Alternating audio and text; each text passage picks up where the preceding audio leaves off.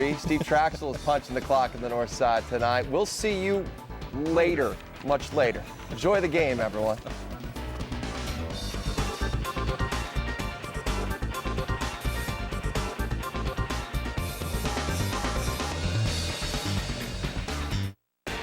Sports Night is brought to you by Dex, publisher of the AT&T Real Yellow Pages, your most complete local info. Dex, the copier ran out of toner. Try Olaf's office supply at 6th and Maytime. Dex, where'd you get that eclair? Dave's, they deliver. Dex, my throat is itchy, my ears feel big, and my nose is all oogie. Dr. Noah Davis. He's an otorhinolaryngologist. Ear, nose, and throat guy. Who hired him? Mail guy brought him up. Just left him here. Huh. The AT&T Real Yellow Pages, published by Dex, your most complete local info. Good things go fast. Real fast. The Polaris Power Play sales event going on now until September 30th. Now's the time to get model year-end clearance offers. Rebates up to $800 on Polaris ATVs and rebates up to $600 plus 4.99% financing on Ranger utility vehicles. Check them out now at your local Polaris dealer, because before you know it, they'll be gone. Polaris, the world's toughest ATVs.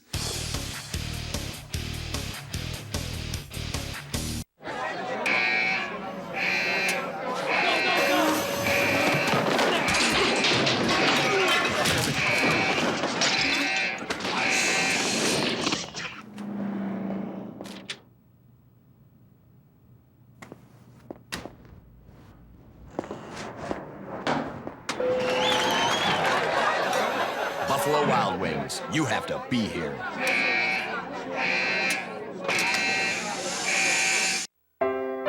On your wedding day, when everyone is looking at her, she'll be looking at you. So rent your tuxedo at Men's Warehouse and you'll look almost as good as she does. You're gonna like the way you look. I guarantee it. Lancer, Outlander, Eclipse SE, Mitsubishi's hottest selling models. No one has more or for less than Max Madsen Mitsubishi.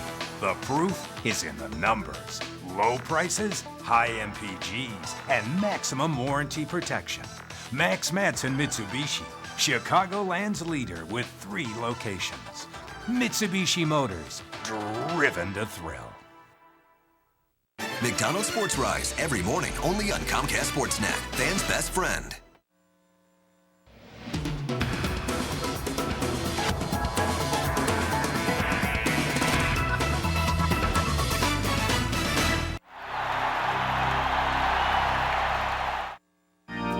But if you never try, you'll never know just what you were.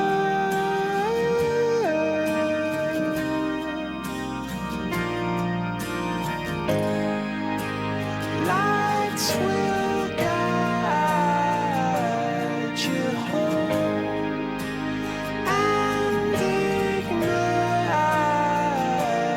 your bones.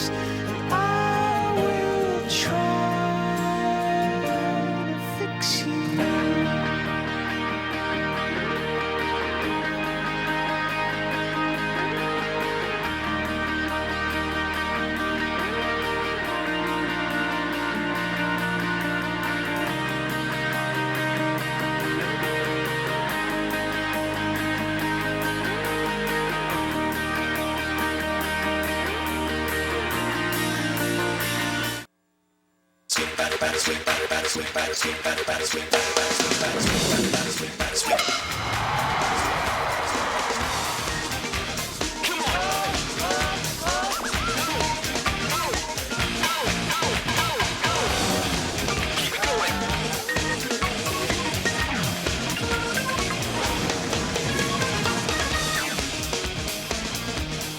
Well, if it only were that easy to just hit the rewind button. The Cubs tonight try to forget about a forgettable Monday and look ahead to Tuesday night against the Los Angeles Dodgers. After an 11-3 loss yesterday, they look to get back to their winning ways tonight. Game 2 of a 4-game series here on Comcast Sportsnet. And welcome to Cubs baseball. I'm Len Casper. We'll hear from Bob Brenly here momentarily. It was a rough day for Carlos Zambrano. He was booed off the mound, and he was critical of the fans after the ball game. Today, he met the media again and apologized.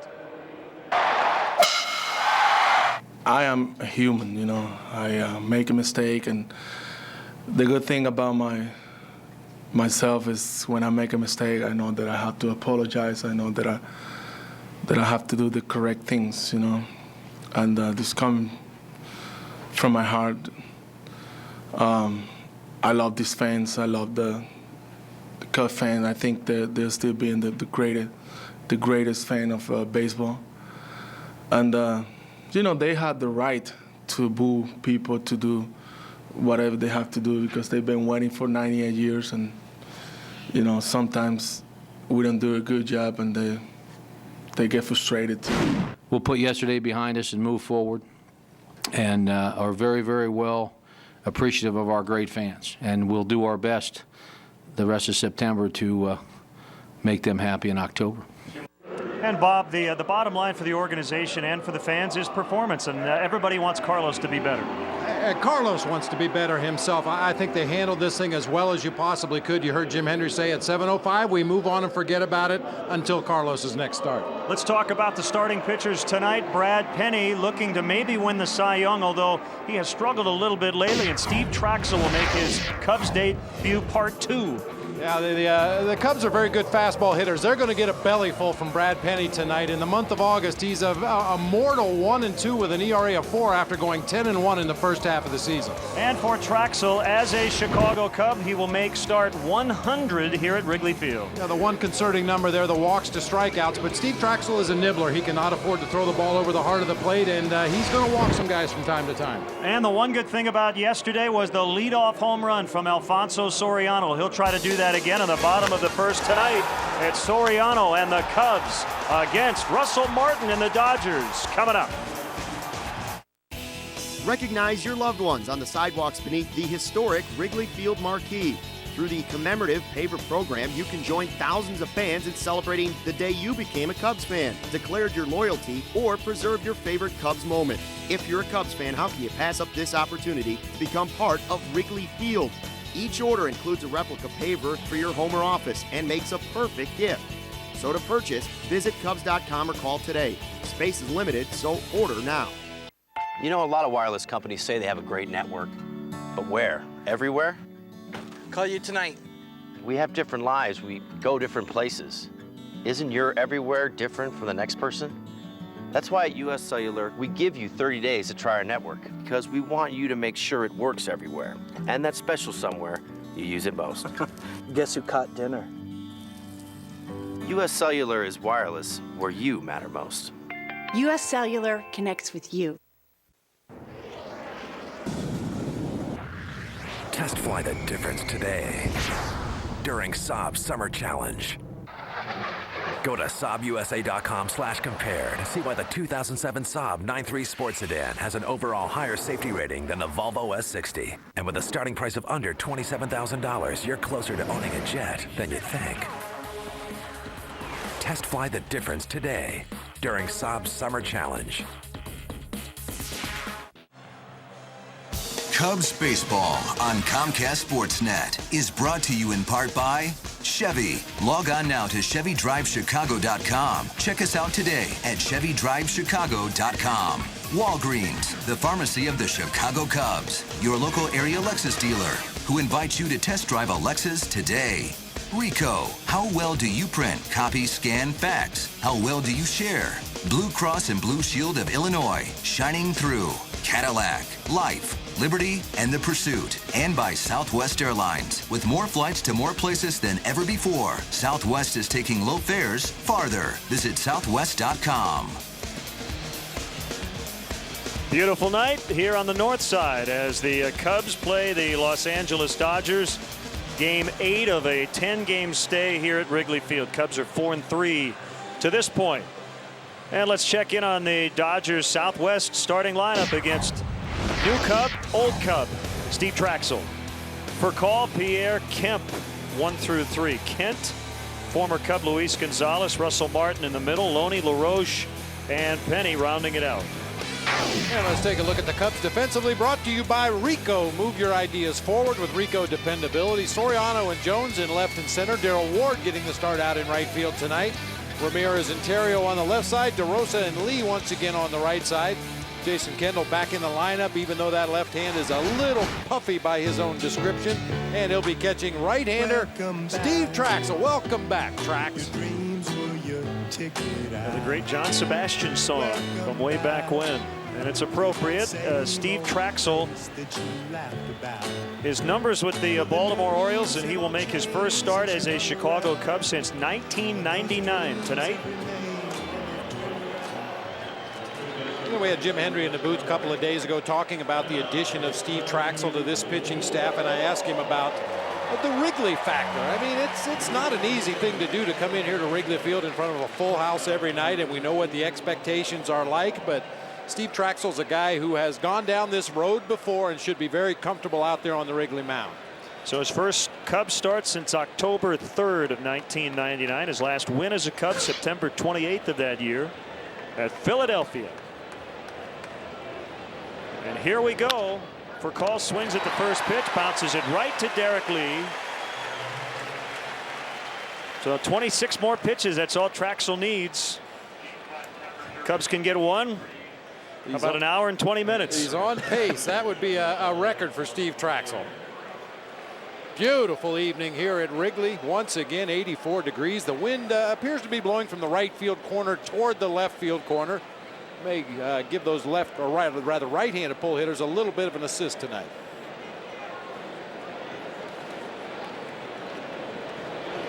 Former Cub Juan Pierre looks at strike one. That's a veteran pitcher on the mound. You get one out with one pitch to the leadoff hitter. You know Juan Pierre's going to take a strike in this at bat, so Traxel just lays that first one right down the middle of the plate, jumps ahead in the count. Officially, the wind out of the east at 4, so technically blowing in, although it was out of the south recently, so it's shifted a little bit. Juan bunts it foul. 1-2. On the Dodger #2 hitter. And I say that about the wind mainly because they do keep records, as we talk about a lot, of the game time wind trends. So you hear about the wind blowing in, out, or a crosswind. But as we well know, that can change in the middle of a ball game. You can get both. Nice play by Traxel. Pierre is out.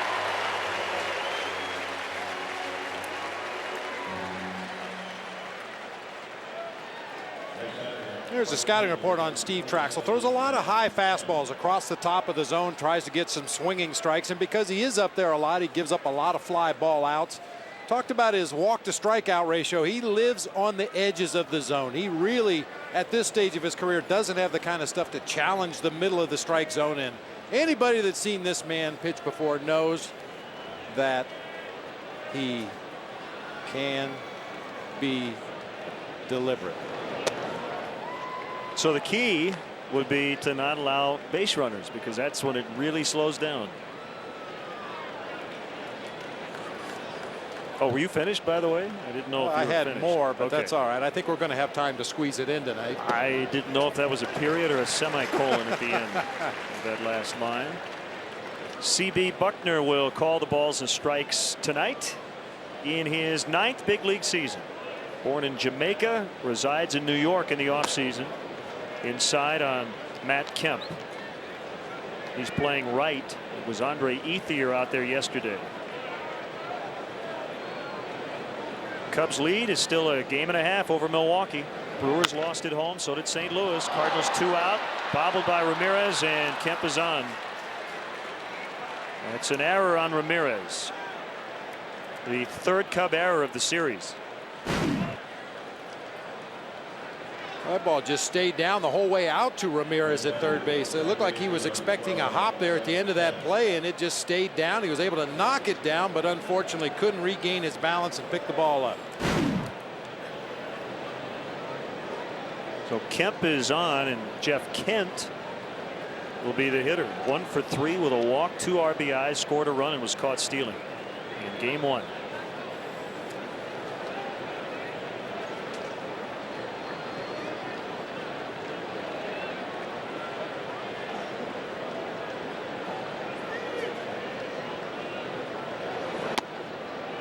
just off the plate. By the way, I don't know if you noticed, I had a couple of hairs out of place in the open. I was not doing alfalfa. See right at the top? Yeah, there it is.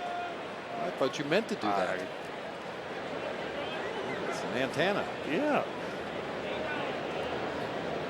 Just noticed that. That's how you pick up all those out-of-town games, and you're so up to date on what's happening in those ball games. Well, you have a makeup artist who takes care of all your needs here at the ballpark. I have to do it all by myself.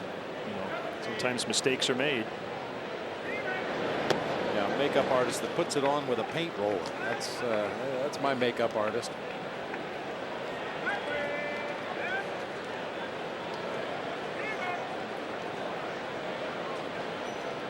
Two 2-0 on Kent.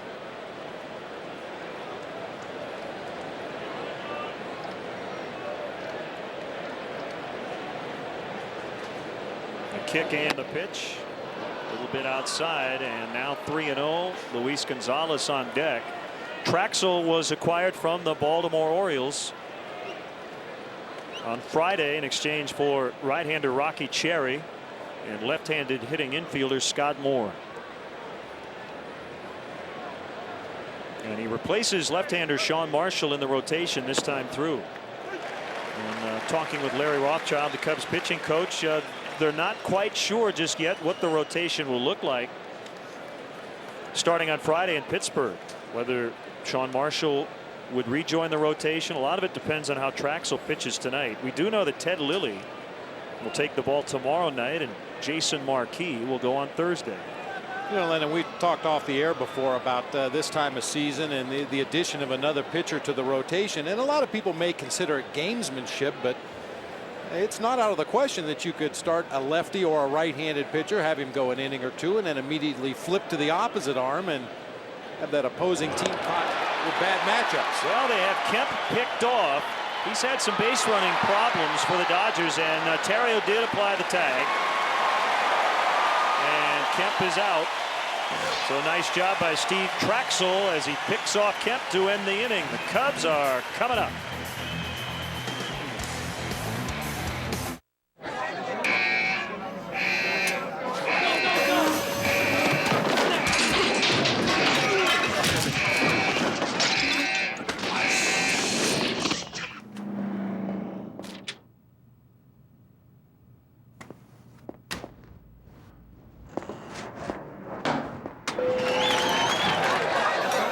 Buffalo Wild Wings, you have to be here.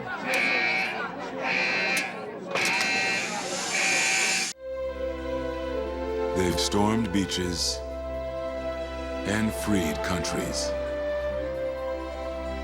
They've raised our flag and our hope. They've been called leathernecks. They've been called devil dogs. But above all, they're called Marines. During the Pontiac Summer Sell-Down, you can get more than just some sun. Get more horsepower than any import under 18 grand, and still get 33 on the highway. Get more horsepower and better highway fuel economy than Scion TC. And with every 2007 Pontiac, you get more coverage than anyone in America. During the Pontiac Summer Sell-Down, get into a 2007 G6 sedan starting at $16,895. Hurry, inventory limited. For more information, visit PontiacDrive.com. Cubs come in at 70 up, 66 down, a game and a half ahead of the second place Milwaukee Brewers. Now the Cubs Southwest. Starting lineup is written out by Lou Piniella. Soriano with the leadoff homer yesterday. He also added a double. Ryan Terrio at short. Lee Ramirez, Darrell Ward getting the start in right field. He's been terrific in a part-time role this year. Martin DeRosa snapped an 0 for 14 yesterday. Jones, Kendall, good to see Jason back in the lineup. And Steve Traschel looking for his first hit of the year. And let's take a look at the Dodgers defensively. Luis Gonzalez in left, Juan Pierre in center, Matt Kemp, who was just picked off out in right field, LaRoche for Call, Kent and Loney across the infield. Russell Martin will be doing the catching once again tonight for right-hander Brad Penny. Looking for his 15th victory of the season. I mentioned in the opening he was 10-1 in the first half of the season with an ERA just over 2. He's been a little more human in the second half, which kind of follows his career path. He's been a much better pitcher in the first half of the season throughout his career. Big swing and a miss by Soriano. Be easy to say Brad Penny's a big, strong kid. We used to say that, but he's 29. He's not really a kid anymore. 6'4", 260. And you may have noticed already the odd little thing in his delivery. He kind of looks up toward the lights on the left field side of the stadium in the middle of his delivery. It's kind of reminiscent of Fernando Valenzuela, the way he used to look up at the bill of his cap in the middle of his delivery. It has to be a little scary for a hitter. You wonder where this guy's looking. Oh, well, there you go. Right over Soriano's head. I think Penny maybe is just looking to make sure the lights are on. After that delay yesterday. Boy, this one, ooh, that's scary. 91 miles an hour right over Soriano's head.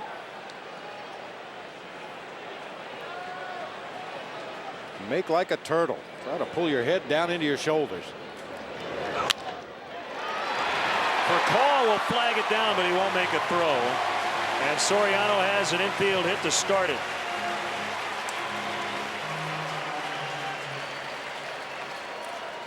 Now the LoJack caught stealing replay. LoJack, the only stolen vehicle recovery system operated by the police.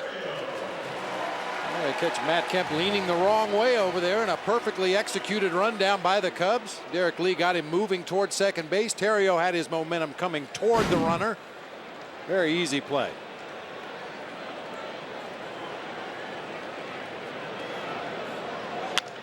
Ryan Terrio in the right. First and second, nobody out. And Bob, this really is, I think, how you have to beat Brad Penny. He has allowed a minuscule 5 home runs in 178 innings. That's .25 homers per 9. The best ratio in the major leagues. Yeah, you really have to put together an attack against Brad Penny. Take advantage of every base runner that you get in the ball game. May see Lou play a little more hit and run tonight. I mentioned Brad Penny throws a lot of fastballs. He really likes his heater. Third in the National League in earned run average. He's second on the road at 2.74. He faces a former Florida teammate, Derek Lee. 1 ball, no strikes. Under the lights, 2.42. That's 4th in the National League. He is a solid Cy Young contender. That's a strike 1-1. But having said that, he has just 1 win over his last 7 starts. And Grady Little thought he looked a little fatigued in his last outing. Just 5 innings, 6 runs at Washington. Well, you could certainly understand if Brad Penny is fatigued at this time of year. He is a maximum effort pitcher out there on the mound. I get the biggest kick out of it, Len. I talked to him when he was a youngster with the Arizona Diamondbacks, talked to him when he was with the Marlins, and recently here with the Dodgers. And every time I talk to Brad Penny, ask him how he's doing, he says, I'm throttling back a little bit this year. I'm not throwing as hard. I'm gonna try to spot the ball a little more. And then he goes out and starts the game and looks like a guy at the county fair trying to knock over those lead milk bottles. He just lets every pitch go. And his last start was actually at home against the Nationals. Third career start at Wrigley Field. He's 1-1. Big swing by Derek. 2 balls, 2 strikes. The Cubs with 2 on and no outs as they try to jump on Brad Penny.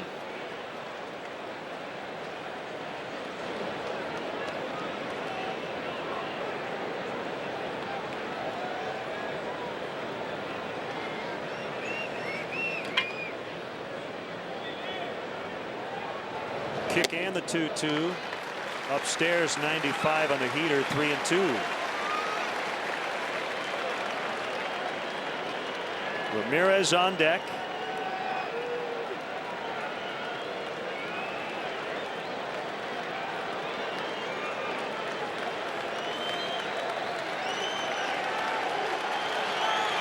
Fans getting into it. Here it comes.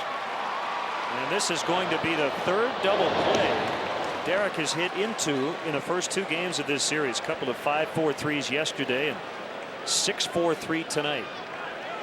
So when the dust settles, Alfonso Soriano at third base with 2 outs. And once again, Penny with that fastball gets it inside just enough on Derek Lee that the End result is an easy ground ball right at the shortstop. That's a tailor-made double play ball.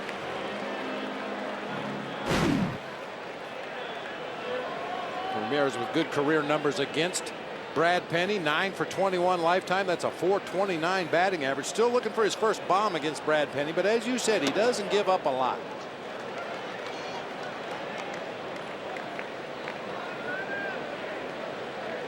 Yeah, that number is pretty remarkable these days. 5 home runs and now almost 179 innings. And in 307 at bats against left-handed hitters, he's only given up 1 home run. He's actually pitched much better against lefties than righties this season. Left-handers were hitting .212 coming into play tonight. Right-handers hitting at a .286 clip. So have we jinxed him enough? Well, we're trying. 3-0, Darrell Ward on deck.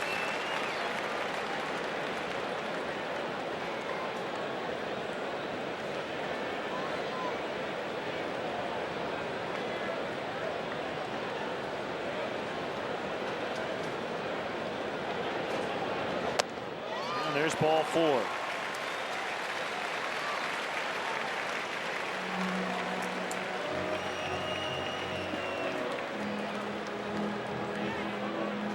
And it will be Darrell Ward, who has hit .392 as a starter. He hasn't done it a whole lot. He's been called upon. He's been terrific. 2 home runs, 12 RBIs, and 15 starting assignments.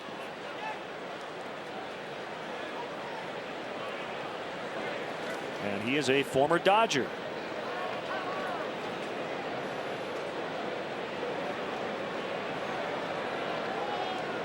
Back in 2003. And it did not go well. He hit just 183, 109 at bats.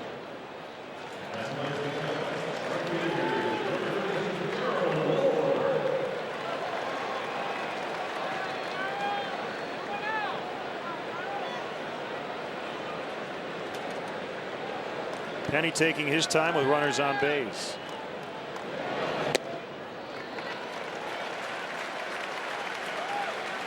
He wanted that one, didn't get it from C.B. Buckner, so he's missed on 6 in a row after getting that double play ball off the bat of Derek Lee. Well, if history holds true, the strike zone will be very fluid tonight. Players have had a lot of problems with C.B. Buckner when he's calling balls and strikes.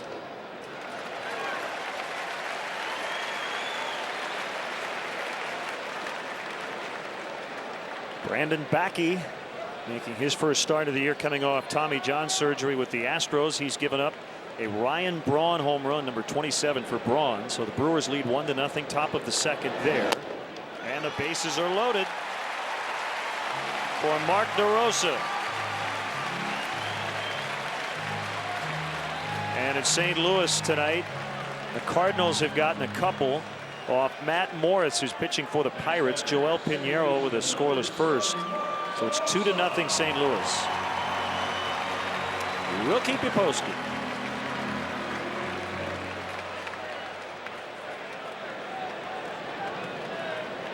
So 2 singles and 2 walks in the inning and still no runs. Mark DeRosa's trying to change that.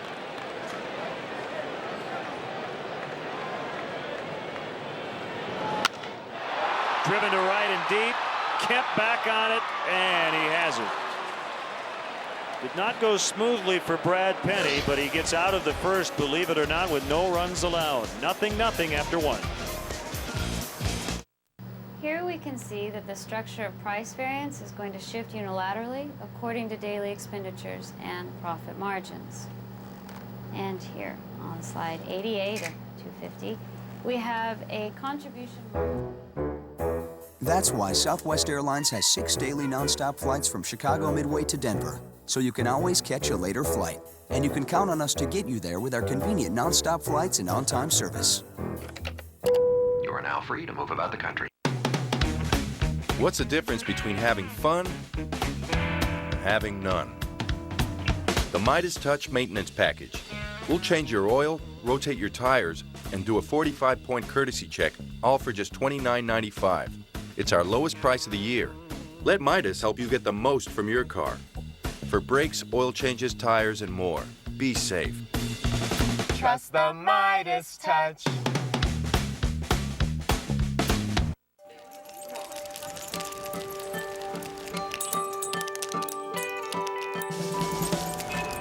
It's Toyota's Lots on the Lot event.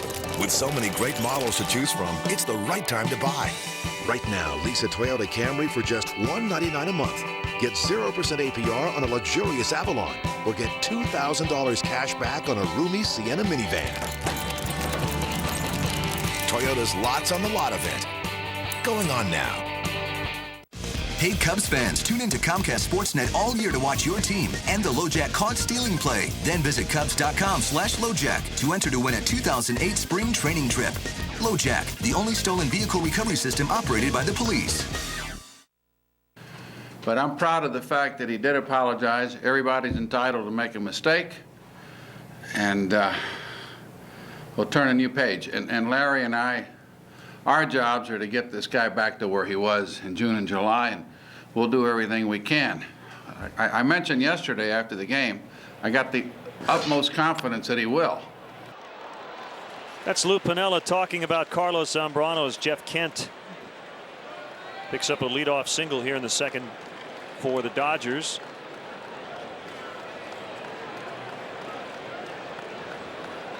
Well, the next two starts for Zambrano scheduled to be on the road, and that's probably best right now. And he's actually pitched better on the road than he has here at home. And you know what?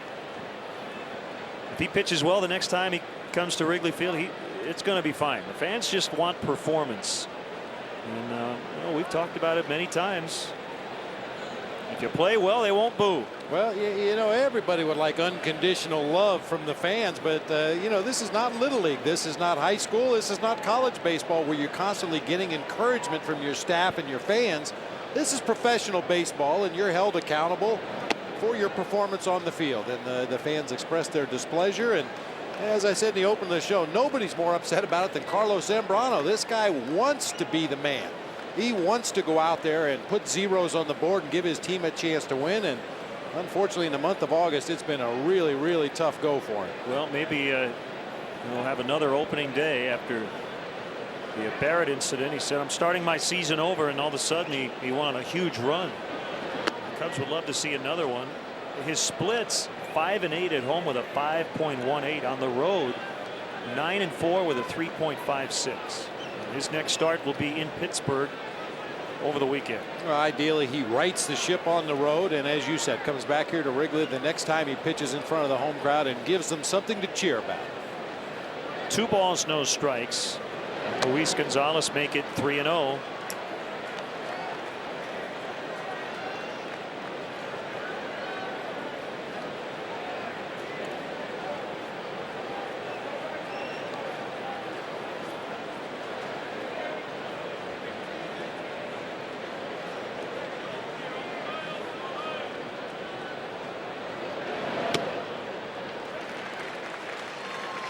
One thing with Steve Traschel, and if you watch the velocities on his fastball, it'll range anywhere from the low 80s to the low 90s on a good night.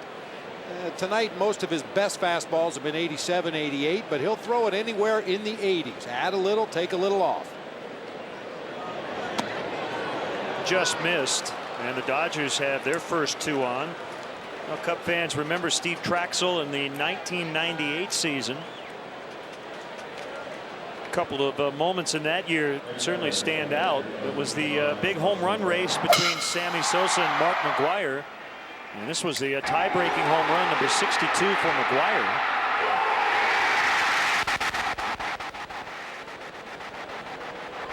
And then later in that season, Steve Traschel was tremendous in game 163, the wild card playoff against the San Francisco Giants.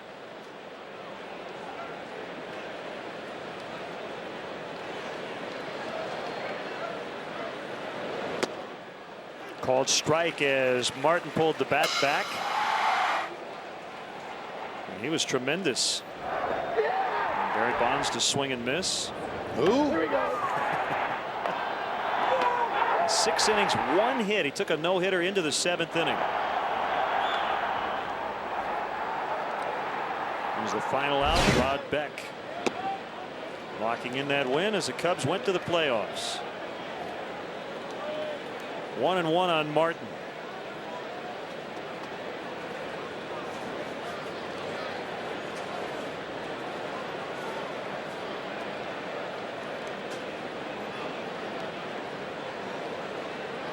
Martin went 2 for 2, 2 RBIs, scored twice in the opener. That's low.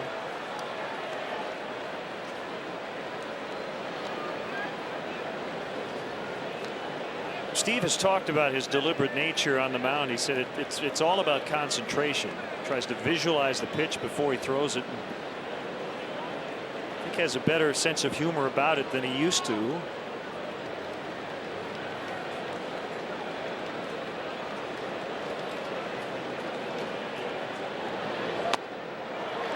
Breaking ball for a strike. Well, you know, I quote that great philosopher Dirty Harry Callahan all the time. A man has got to know his limitations, and Steve Traschel knows what he needs to do to be effective. He's not the kind of guy that can get the ball back, jump up on the bump, and fire another ball over the heart of the plate. He has to nibble, he has to change speeds, and the deliberate pace with which he works tends to throw the hitter's timing off at the plate. Flared to right, and it's going to be a base hit. Maybe Darrell Ward's going to throw to second. They got him. It will not be a hit for Martin. I don't know if Darrell actually knew that he had time to get Gonzalez at first, or at first blush, I should say, but then he noticed that Gonzo was nowhere near second base, and he fired a strike to get the out. So that'll be a fielder's choice for Russell Martin. Tough play for the base runners. It looked like Darrell Ward might have had an opportunity to catch that ball in the air. You can see where Gonzalez is right there. He goes halfway trying to read the ball, and when it drops in front of Ward, Gonzo's got to hustle to get to second base, and Ward with a strong throw gets him. Went from a base hit to a fielder's choice. First and third with one out as opposed to the bases loaded. After looking at the replay, actually, I think Darrell saw the play the entire time. It just took him a little while to kind of crank it up and fire that strike. So a fielder's choice 9-6. And time called at the plate.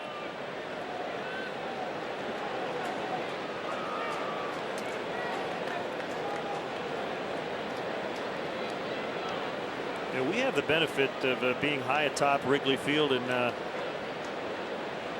pretty early on I think we both knew that ball was going to drop, but I think down on the field it looked like that ball may hang up for Darrell Ward.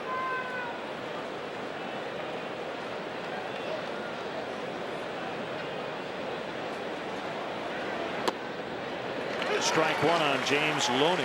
Yeah, it'd make it a lot easier as a player at field level if you had access to our view up here from the press box. I mean, as you said, we could see very early on that play it was going to drop in front of Darrell Ward, but the base runners down at field level didn't see it that way.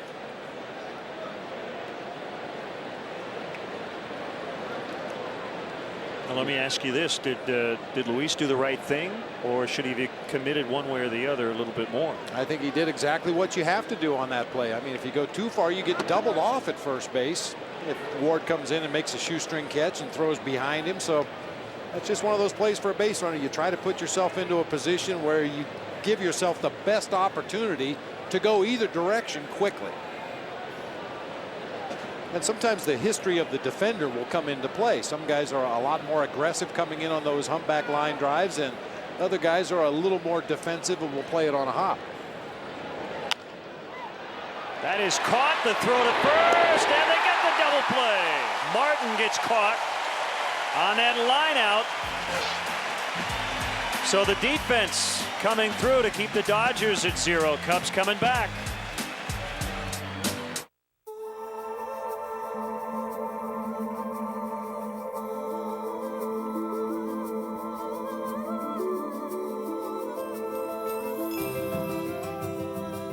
You are cordially invited to the event from Lexus. The summer sales event where you'll find unexpected values on the Lexus you've always wanted. But like summer, it won't last forever. The event, now through September 4th. See your Chicago area and Northwest Indiana Lexus dealer.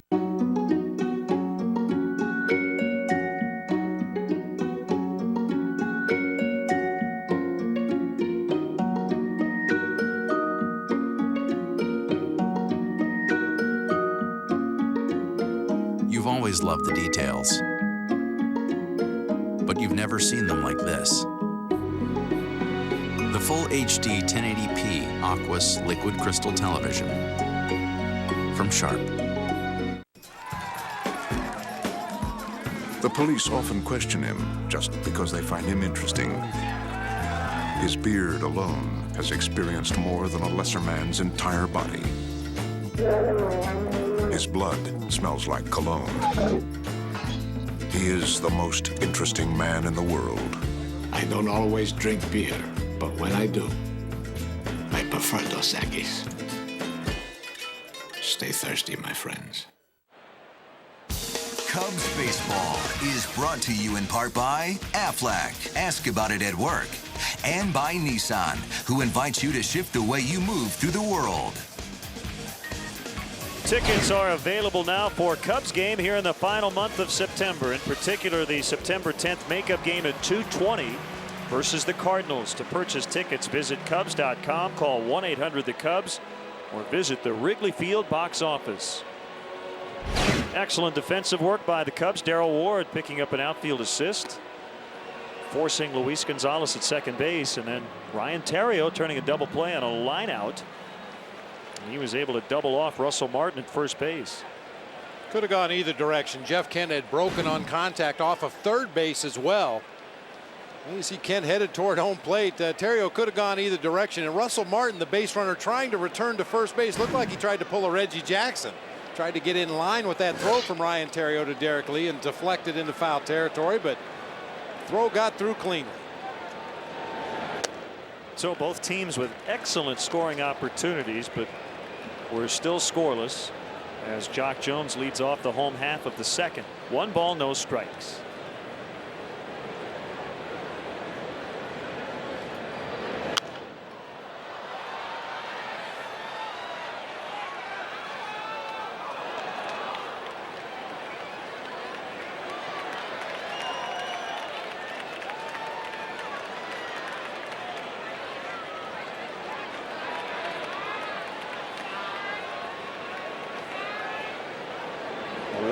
Penny. That one's hit foul, and more roster moves, more September call-ups. We'll get to Eric Patterson here in a moment, but left-hander Carmen Pignatello, who went to Providence Catholic High School in New Lenox, he's back. Kevin Hart, a right-hander, excellent numbers here lately. You see 10-1 over his last 17. So he joins the Cubs bullpen for now. And Sam Fuld, a left-handed hitting outfielder, with a .376 on base percentage and 50 walks, just 43 strikeouts in over 100 games between Tennessee and Iowa. He's on the roster now as Jock Jones strikes out. It's the first strikeout for Penny. And in the case of Eric Patterson, sent down to Double-A Tennessee as the Smokies are ready to start their playoffs. And I guess Eric was late getting to the ballpark yesterday. And apparently it isn't the first time Eric Patterson's had some alarm clock problems, and that's something you want to nip in the bud for a young player, especially a good young player like Eric Patterson, who figures into the future plans of the Cubs very highly. So he was demoted a couple of notches, and Tennessee will head to Huntsville on Thursday to start a best-of-5 divisional playoff.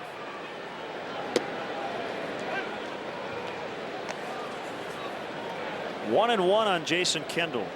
He got the day off yesterday because of a left hand injury. He got hit by a pitch 2 days ago. But he said the hand is okay, and he's back in the lineup. Up the middle, but Rafael Furcal will throw him out.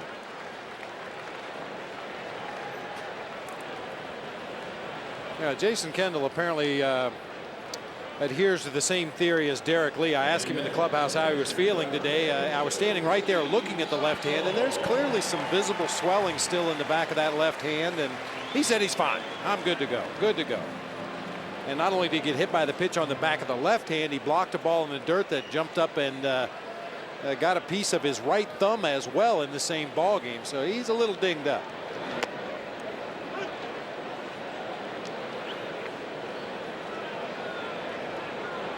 Candy. Red hair, future play-by-play announcer. Foul back by Traschel, a career 163 hitter with 3 home runs, 2 as a Cub.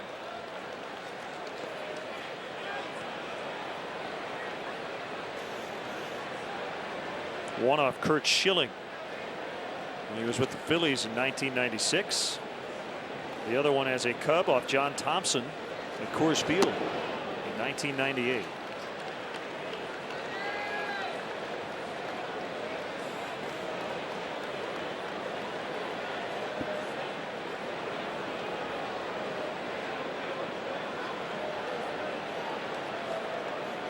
Penny rocks and fires on a 1-2 pitch. It's fouled off. On the other side, the Dodgers also made several moves, including activating former Cub Nomar Garciaparra off the disabled list. He had a calf injury and he is available to pinch hit, as are 11 other Dodgers. They have a 12-man bench. Furcal will move a little bit to his right, lots of time, and he throws out Traschel to end the second inning. 0-0 after 2 from Wrigley Field. The survival of the greenbacks is a daily challenge. This one was overspent. They're at risk of becoming extinct. But you can help right now during Kia's Save the Greenback sales event. You save a lot of greenbacks with Kia, like the fuel-efficient Spectra. With its impressive safety rating, you and your greenbacks are more protected than ever. Together, we can save the greenbacks. Hurry and get 2.9% APR plus $1,000 bonus cash on the Spectra. This copyrighted telecast is presented by authority of the Chicago Cubs and may not be reproduced or retransmitted in any form. And the accounts and descriptions of this game may not be disseminated without the express written consent of the Chicago. For the best Volkswagen values and selection, you need to go to a mega store. The Autobahn Volkswagen mega stores in Evanston, Mount Prospect, and Countryside. Over 1,000 new and pre-owned certified Volkswagens. #1 Volkswagen values at the #1 Volkswagen dealer group in the Midwest. The Autobahn Volkswagen megastores in Evanston, Mount Prospect, and Countryside. Check out all our specials at theautobahn.com. Every Hobo location has 50 to 500 square feet of your favorite flooring in stock, and it's 10 to 50% less than those other guys. Marble, porcelain, granite, and ceramic can't beat these prices. Laminate and hardwood can't beat these prices. That's right, folks, nobody beats the low Hobo price. Come in and take your new floor home today. I'm Jim the Hobo Guy. You never know what you will find at Hobo, but you will always find it for less. Get Chicago sports news nightly on Land Rover Sports Night. Coming up tonight after Cubs postgame live, we'll fill you in on what's happening with the Bears and an update on the NL Central race. Join Mark and Pat for Land Rover Sports Night tonight after Cubs postgame live, only on Comcast Sportsnet. Fans' best friend. What a night. We've said that a lot.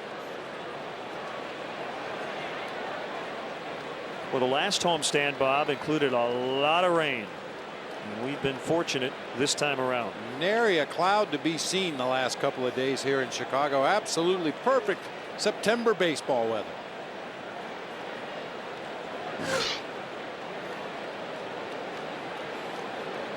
This is Andy LaRoche, the younger brother of Adam LaRoche, the Pirates first baseman, and he pops it foul. No play for Kendall.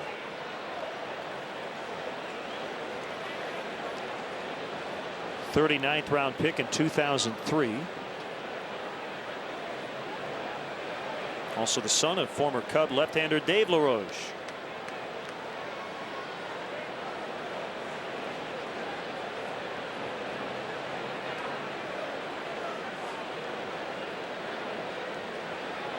Traxel's 0-1 is low and outside.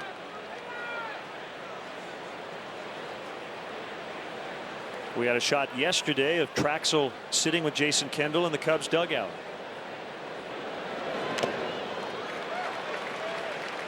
A couple of veterans who know what they're doing. I was fortunate enough to be in the clubhouse just briefly because I didn't want to intrude as Steve Traschel and Jason Kendall started to talk about the signs they were going to use in the ball game tonight and how they were going to pitch these Dodger hitters. And boy, that is such an enlightening conversation to listen to a couple of veteran players who have been through this many, many times before, and they know exactly what they want to do going into the ball game. There's no doubt, there's no hesitation, and if there is, Jason Kendall will call timeout and go out and talk to Steve Traschel. Traschel was an 8th round pick in 1991. Swing and a miss. And that's his first strikeout back with the Cubs. So 1 strikeout and 1 walk in the early going for Steve Traschel, and his strikeouts to walks ratio right now the worst in the majors at .65. He's had more walks than strikeouts. He also has the worst strikeouts per 9 innings in the majors at 2.88. And he's found a way, especially lately. Excellent August numbers, 1-1 with a 2.37. Steve also spent some time on the DL in the middle of the year, a strained gluteus, and did not pitch well around that stint on the shelf. He has a real good split finger in the early going tonight. That was the strike 3 pitch to Andy LaRoche. A devastating splitter, started at the knees, ended up in the dirt. Brad Penny sends a fly ball into left center field. Jock Jones is on the scene. And with 2 outs, back to the top, and Rafael Furcal.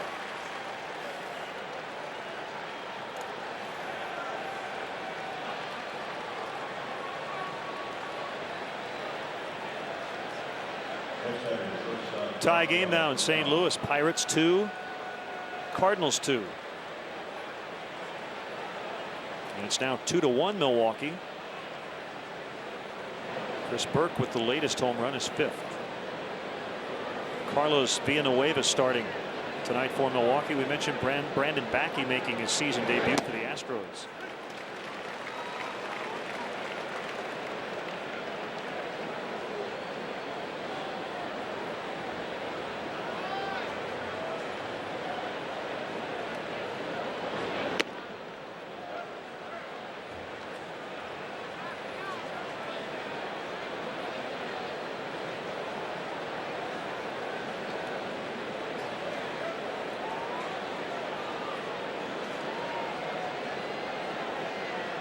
Traschel winds, and the 1-1 pitch hit on the ground. DeRosa's going to charge, and he'll throw out for call.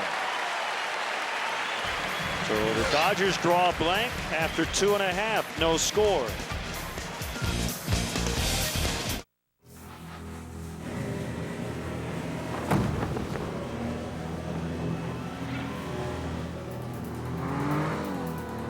Agility captured by the world's most advanced 4-wheel active steering system. Now cornering is more precise, handling more responsive. The all-new 330 horsepower Infinity G Coupe. Intensity captured.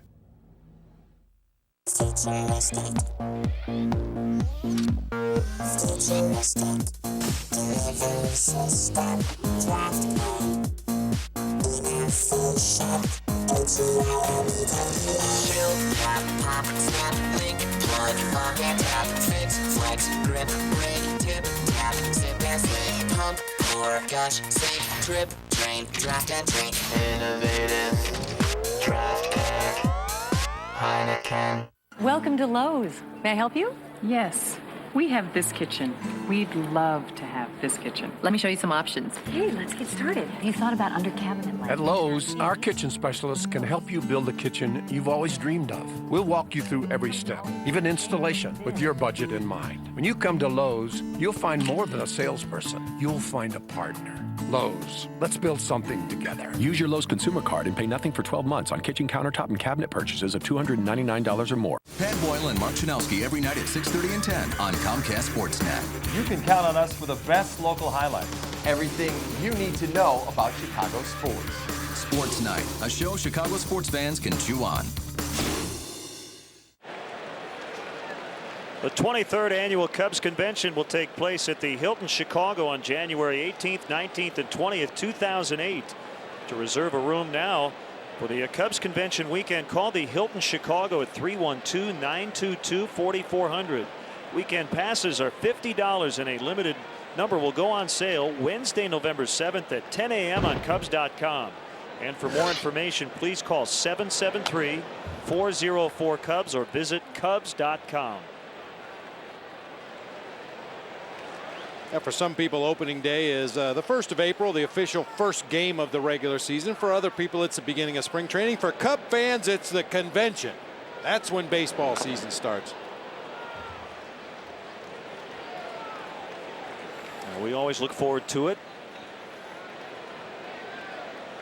I think Lou was a little overwhelmed at last year's Cubs convention. He'd never seen anything quite like that. We happened to be with Lou on the first day of the Cubs caravan, and he got a good taste of how passionate Cubs fans are. The first question on the first stop was, who's going to play center?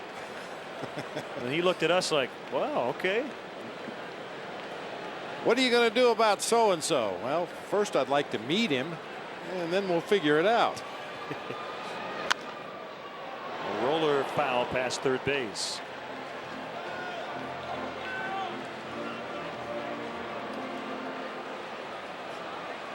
Well, it looks like Penny's trying to stay in on the hands of Alfonso Soriano. That's an attack a lot of teams try to use against Fonzie.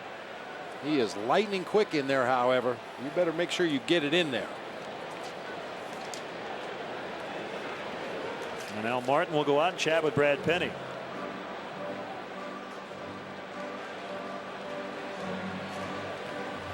Well, we had a nice dinner catered by Vines on Clark just down the street, right outside our Comcast Sportsnet production truck tonight. Crab cakes, pizza, ravioli, some buffalo wings. We had a good time today. And the best crew is a well-fed crew. That's true. And they're well fed. There wasn't much left over.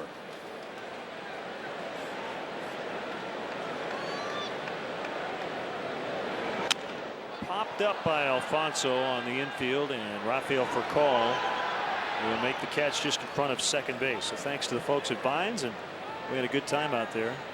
Pretty hot out there in the parking lot with the sun coming down on that asphalt. I got a brief respite in the truck.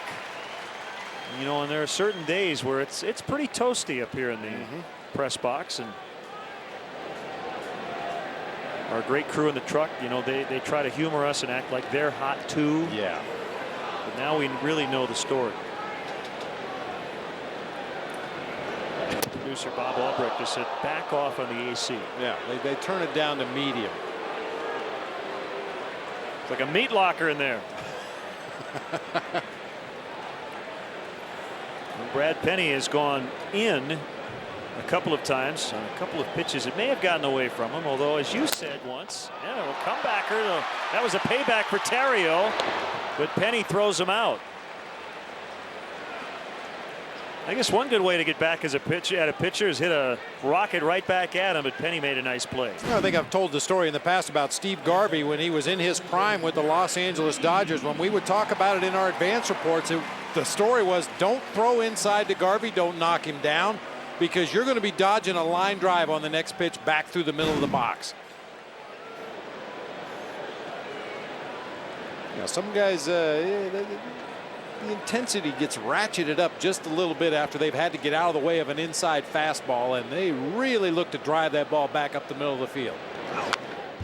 I was going to say, you brought this up very recently. Those two pitches got away from Brad Penny, but he's not letting the Cubs hitters know that they got away. Oh, no. And it might be a reason why he's only given up 5 home runs. Not afraid to throw in. There's another one just off the inside corner that time, backing Lee off. And really, so far, other than the pitch over the head of Alfonso Soriano back in the first inning, you know, he's kept the ball below the shoulders, pushing those right-handed hitters off the plate, then trying to go back away and paint that outside corner. And that's just good pitching.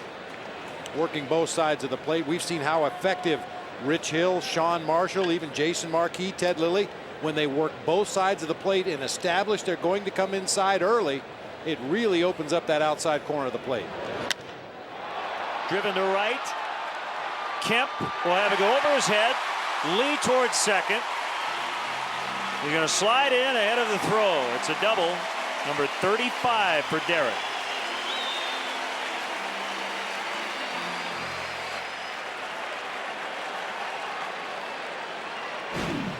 Oh, it's smoke down into that right field corner. High fastball, belt high, middle of the plate. Well, Kemp had a beat on it initially, but it just kept accelerating until it finally short hops the vines out there in right field. D. Lee chugs into second base in scoring position for Aramis Ramirez. Aramis walked his first time up. A breaking ball misses. 1 ball, no strikes. Along the lines of Brad Penny kind of being a max effort guy who tries to throw as hard as he can. Maybe has pulled back a little bit on it. When he was with Florida, they considered turning the radar gun off because he would have a habit of looking at it in the outfield after he would throw every fastball. Well, he's getting the job done tonight after 3, no score.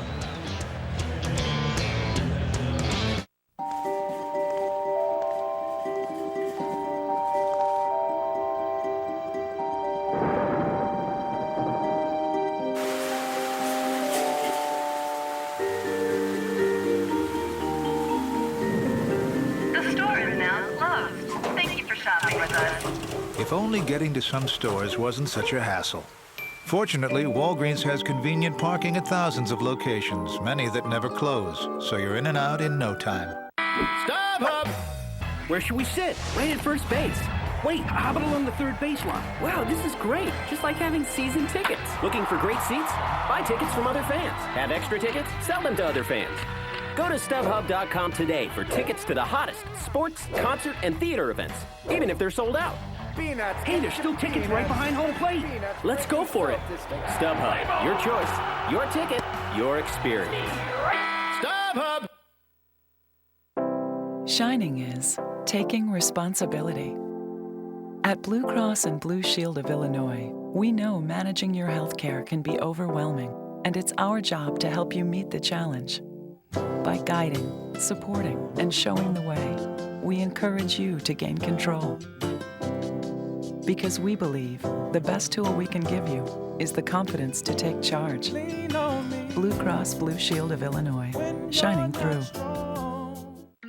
Thursday, this series wraps up on the north side as Aramis Ramirez and the Cubs go toe-to-toe with the Dodgers at high def. Coverage starts with Dodge Cubs pregame live. Cubs-Dodgers Thursday at 12:30 on Comcast Sportsnet.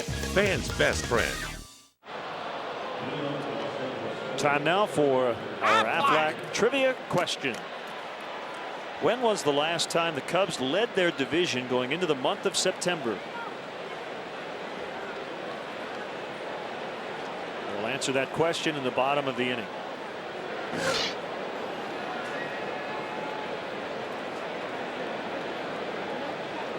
Steve Traschel making his return to the Cubs.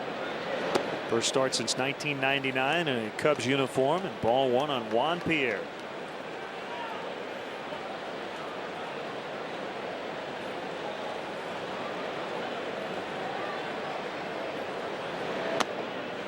JP signed a 5-year, $44 million free agent contract to go to the Dodgers in the offseason. He had 204 hits in his long season with the Cubs last year, led the National League.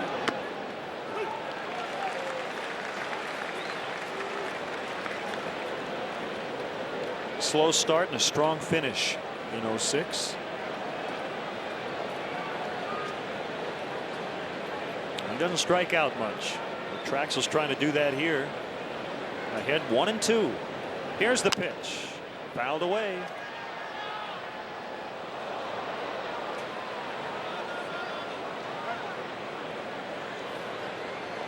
37 at bats lifetime against Steve Traxel. Juan Pierre's yet to strike out. He's only drawn 2 base on balls, but has not gone down on strikes.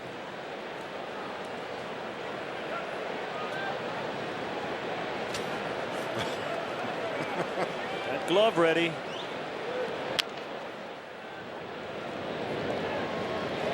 by DeRosa, and it's always close with Pierre running.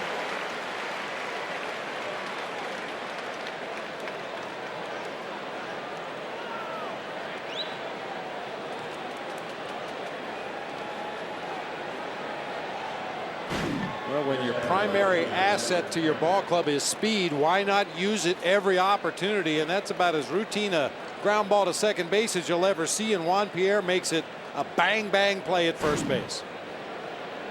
Yeah, that's one thing about Juan Pierre, Landon. I'm not telling you anything you don't know. In some respects, Juan Pierre had a good year last year. Other respects, maybe not as good as he was hoping for. But man, oh man, I never saw a guy give such an effort on a daily basis. It's a great point. And I know a lot of Cub fans, when they think about Juan Pierre, they'll think about a last place club. And I know it was a very frustrating year for him in a Cubs uniform.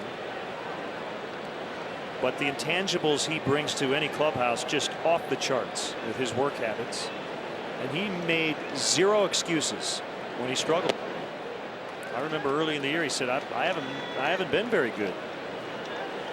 Period. First guy at the ballpark every day. First game of every series, he would be out there walking around the bases, checking where the cut of the grass was, trying to see where his maximum lead would be, checking the baselines to see which way bunts would roll. Real good student of the game. Yeah, his 204 hits, the most by a Cub since Billy Williams at 205 in 1970. And his 58 stolen bases, the third most of any Cub since 1900. Traschel can't get it. DeRosa does. Here's the throw. Safe. Excellent effort, but Kemp is on with a hit.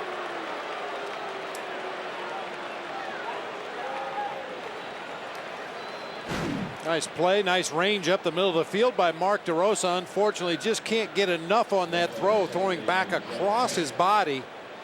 You see his momentum is carrying him out toward shallow center, tries to throw back across his body. Of course, he should be used to that playing quarterback, you know, eluding the rush and throwing off balance to the tight end, but can't quite get it over there in time.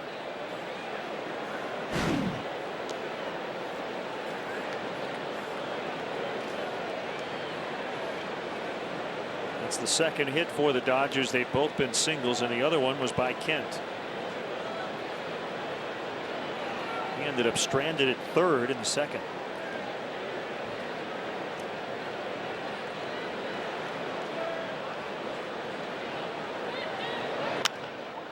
Off the end of the bat, Darrell Ward will come in, and he has it.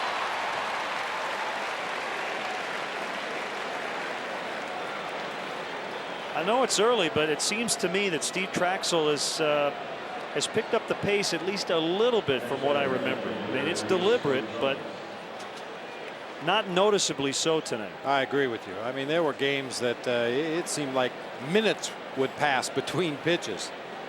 Yeah, I wish I could be more specific about this next point. I saw a special on PBS a long time ago. And some professor was doing a study about the maximum time between pitches to benefit the hitter and in some cases to benefit the pitcher. And if I remember correctly, anywhere between 7 and 15 seconds between pitches. Any faster than 7 seconds and the hitter did not have time to erase the mental image of the pitch before. Any longer than 15 seconds and it was gone completely. You know, there's that fine line there, and I think sometimes Steve Traschel tries to go beyond that limit and make the hitter uncomfortable at the plate, almost wait until the verge of the hitter calling timeout and then deliver the pitch.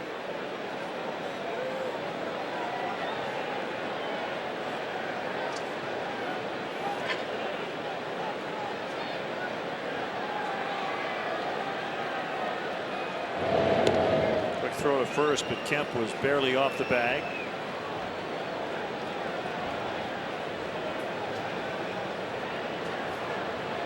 Steve was born in Oxnard, California, went to Cal State Long Beach. There goes the runner. Here's the throw by Kendall. It's to the shortstop side, and it would have been late either way. So Kemp has a stolen base. He was caught stealing on a 1-3-6 pickoff play back in the first.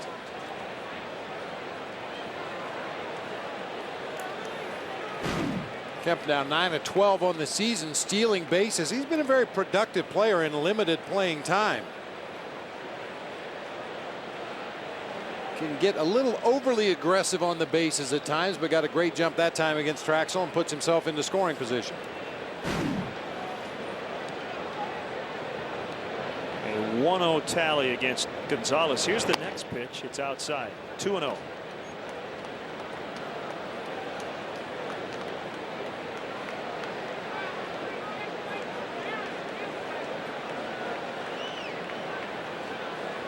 If he works around Gonzalez, he'll have to face Russell Martin, who's knocked in 81 this year.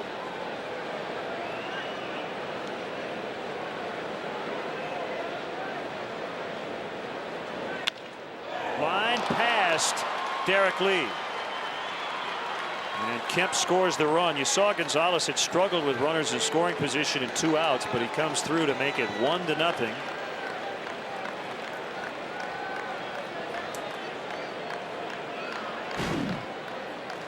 We talked about Luis Gonzalez in the ball game last night, his ability to pull just about anything you throw up there to the plate, and unfortunately that time Traschel left a pitch up over the heart of the plate. Gonzalez drives it past Derek Lee, and Kemp with some adventures around third base out there. Must have those wheelies on his cleats tonight. You know, those kids go down the street with the wheels on the heel of their shoes. It looks like he's got a pair of those on tonight. Half shoe, half roller skate. Popped up by Martin. And it's Darrell Ward camped underneath now. He squeezes the third out. Luis Gonzalez gives the Dodgers the lead. It's 1-0. Hey, boss. Do we have Aflac? Yeah, we have something else. But if you're hurt and miss work, does it pay cash like Aflac does? Nah. Or let you spend it any way you want, like for gas and groceries? Nah. Or help with everyday bills like Aflac does? Nah. There's only one Aflac. Ask about it at work. Nice try, boss. Nah. Kenny, I need 50 pounds of roast beef. Sorry, Pat. We're all out. No, don't give me that. What, did your wife wolf it down for breakfast?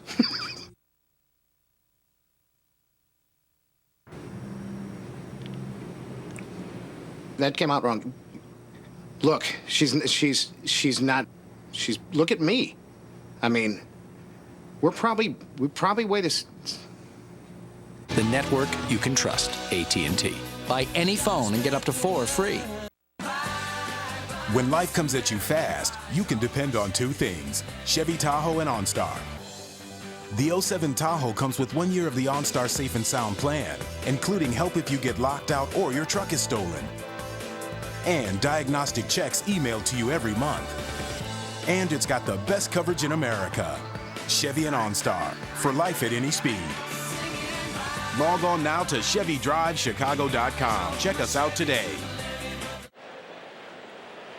Time to answer tonight's Aflac trivia question. When was the last time the Cubs led their division going into September? Aflac. 1989. On September 1st in 1989, the Cubs led the Mets and Cardinals by 2.5 over in the East. And in 98, the Cubs would win the wild card, but they started September 10 out, but it really didn't matter. Game and a half out in 03, they would win the division that year.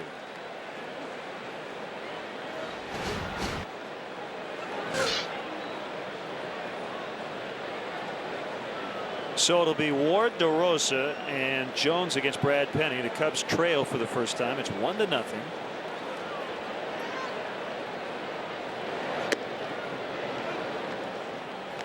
They had a golden opportunity in the first inning. They put the first 2 on, and Brad Penny got a double play ball. The Cubs would then have back-to-back walks to load them up before Mark DeRosa flying to deep right.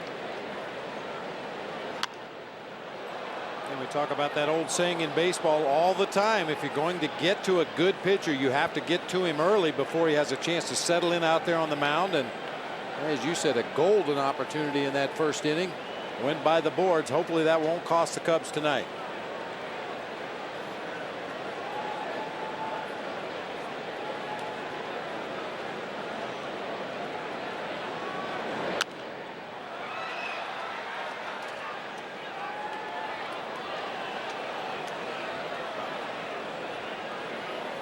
And Brad Penny gets better as the game moves along.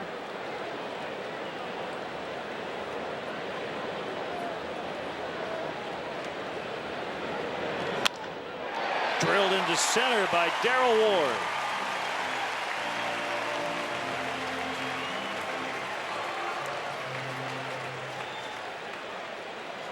Well, Bob, this is only our third year together here, and I'm sure Cub fans can think back, but I don't know if the Cubs have had a better part-time player since we've been here than Darrell Ward. I mean, he gives the Cubs great at-bats and doesn't play a whole lot.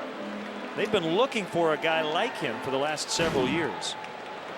And he plays a couple of different positions. He can play outfield. He can play first base. Of course, his primary value to this ball club is off the bench as a pinch hitter, and he's 9 for 33 in that role. So I agree with you. He has done everything and more the Cubs expected from him.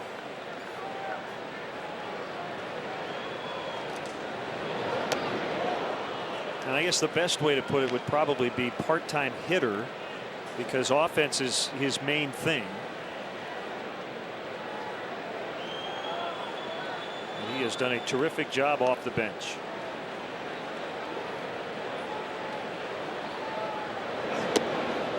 You hear it said so many times about players who are either part-timers or maybe lose their job at some point in the season. We heard Matt Merton talk about it earlier this season, how hard it is to maintain anything offensively when you're not getting regular at-bats. That's never been the case for Darrell Ward. I mean, this is a guy that might not start a ball game for a couple weeks at a time. All of his at-bats are going to be pinch hitting late in a game against tough relief pitchers, either closers or setup guys. But yet when he is given an opportunity to start and get 4 or 5 at-bats in a game, it looks like he's been playing every day.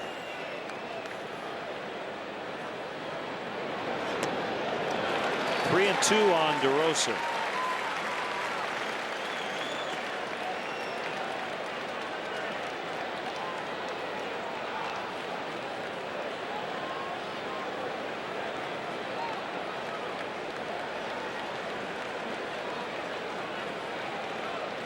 Ward is on the move, and that one rocketed past LaRoche.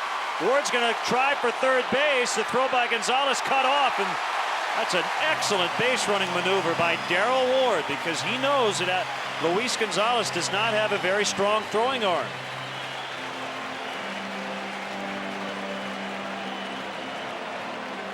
Well, credit that 90 feet to Brad Kelly, the advanced scout. He's been watching the Dodgers leading up to this series. Everybody in baseball knows Luis Gonzalez does not possess a strong throwing arm, and to compound it, he loses his footing right there, makes a errant throw back into the infield, but that is very heads-up base running by Darrell Ward.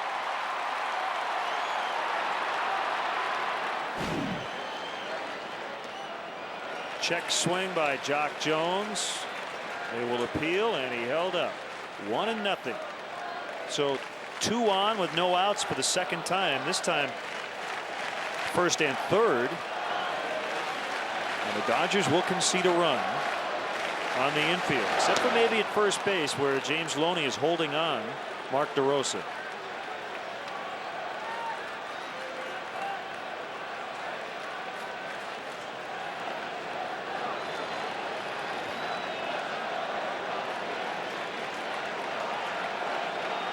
Slide step in the pitch. Downstairs, ball 2.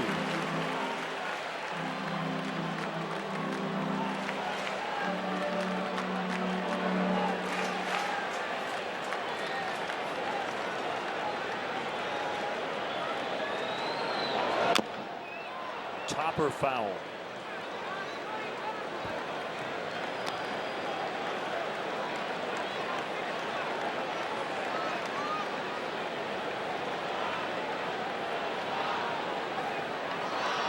Cubs trying to support their new teammate Steve Traschel, who's been decent tonight. He's allowed 1 run through 4 innings, but right now is trailing 1-0. Tough matchup for Traschel against one of the elite starters in the National League, Brad Penny. It's off Jock and foul.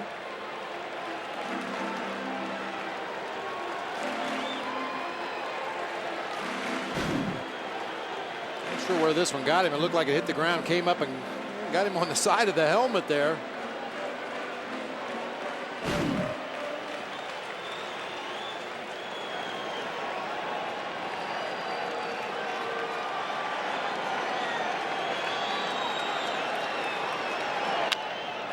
Bouncer to Kent.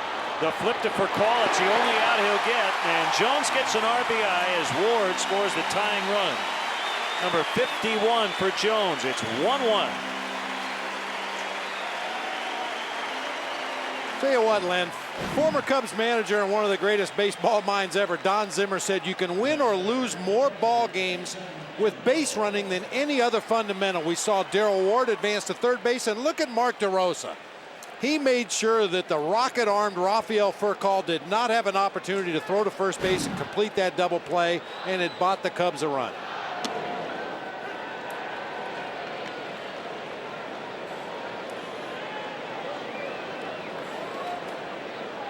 One strike on Kendall. Season average up to 247. He came in at 300 with the Cubs. Right now at 298 after grounding out his first at bat. And that one will be 2-6-3. Furcal turns it by himself. But they tie it on the Jock Jones fielder's choice. It's 1-1.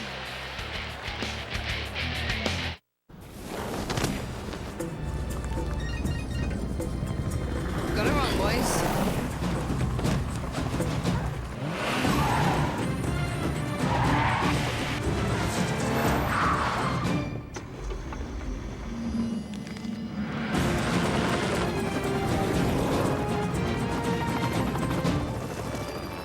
Happy anniversary pudding. Introducing the 281 horsepower S80 T6. This is a house. This house is bona fide. Beef. Beef bona fide. Pizza bona fide. Salad bona fide. For 25 years, the Bonavolonto family has made Italian beef so special it needed a special word to describe it. Bona fide. And everything at Bona has to live up to it. Bona's Polo Pomodoro. Chicken artichoke panini. Turkey delicioso. Want something special? Get bona fide. Husband? Bona fide. Ha, you wish. Evergreen Kia now has more models than days of the week. On Monday, you could drive an Amani. Tuesday, a Spectrum. Wednesday, an Optima. Thursday, a Sportage. Friday, a Sorrento. Saturday, a Sedona. And Sunday, Rio or Rondo. The all-new Kia Rondo. It looks like it's from outer space, but wait till you see the inner space. And now you could drive the all-new Rondo for $179 a month with a 10-year, 100,000-mile warranty. So take immediate delivery of the all-new Kia Rondo only at Evergreen Kia, 92nd and Western. Take good care of my Kia, and we'll take good care of you. You're watching the home of the Bulls, Blackhawks, Cubs, and White Sox, Comcast Sportsnet.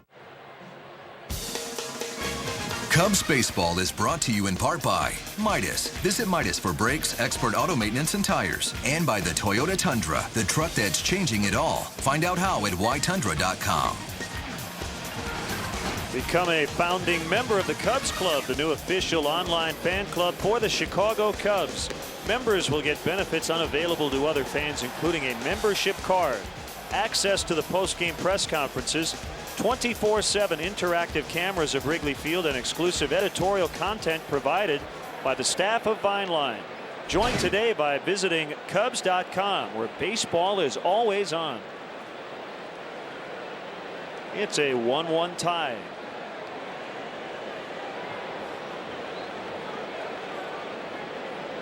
Another huge crowd here in the friendly confines as Steve Traschel is back with his original team. And he'll go after James Loney, batting 7th for the Dodgers.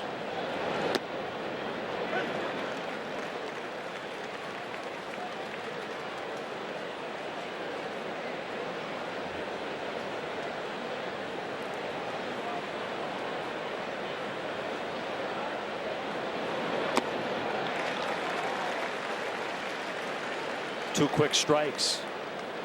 I mentioned earlier, Len, that for Steve Traschel, he's a guy that has to know his limitations. And another thing he knows is that he needs to field his position. We've seen him a couple times already in this ball game. Once when Furcal showed bunt, once when Juan Pierre showed bunt. As the pitch was getting into the hitting area, Traschel was coming off that mound, getting ready to field a possible bunt. Loney went too far, and that's a punch out for Traschel, his second.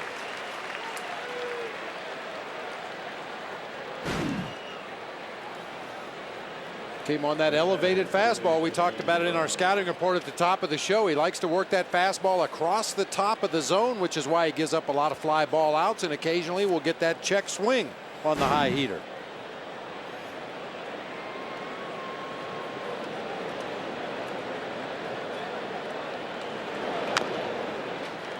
Fouled by LaRoche. One strike on the Dodger third baseman. Well, the Cubs minor league report will get shorter. Well, that's not a fair fight. He needs to grow his hair out pretty fast. Or cut hers, which is more likely. Iowa's season came to an end yesterday, a 5-4 loss to Omaha, and the Cubs finished in second place, 10 out.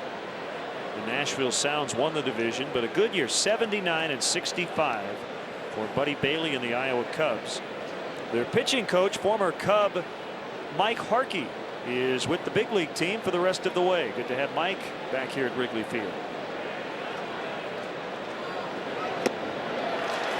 Hopefully the Double-A Tennessee Smokies will win it all.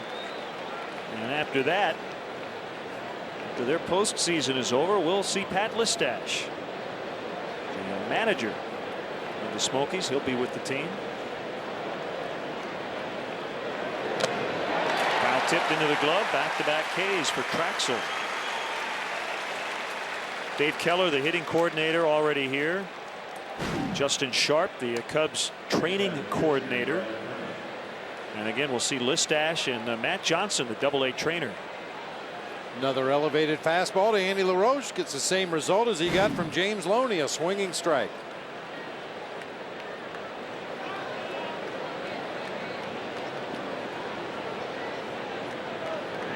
Kind of a rough year record-wise for Jody Davis and the Daytona Cubs.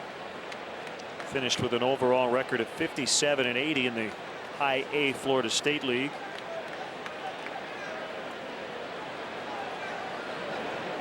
Ryan Sandberg in his first year with the Single-A Peoria Chiefs of the Midwest League. They finished their campaign with a 5-2 win over Cedar Rapids.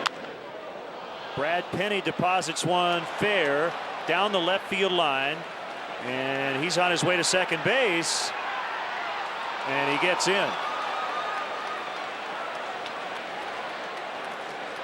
Brad Penny's trying to do something that doesn't happen a whole lot for somebody in his spot. He's trying to finish with a better batting average than his earned run average. Last Dodger to have a higher batting average than ERA was Fernando Valenzuela. He hit .250 with a 2.48 earned run average back in 1981.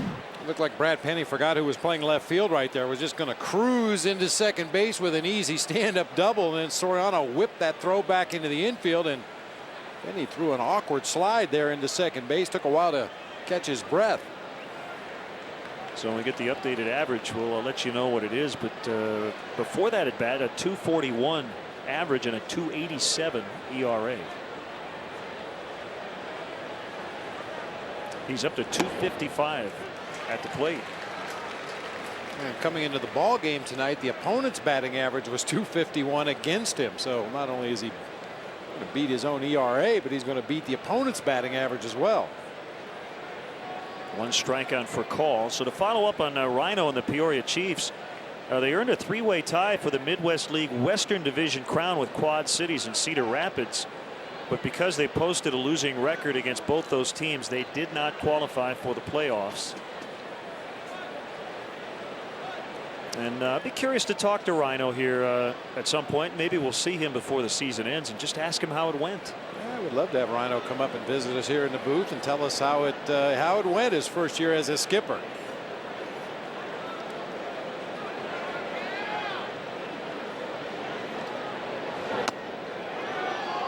Boise in the Northwest League has to win out to get into the postseason. But they did win last night, beat Tri-City, and I believe they have to win their final 2 to get in. The Arizona League is complete. Mesa finished 27 and 29.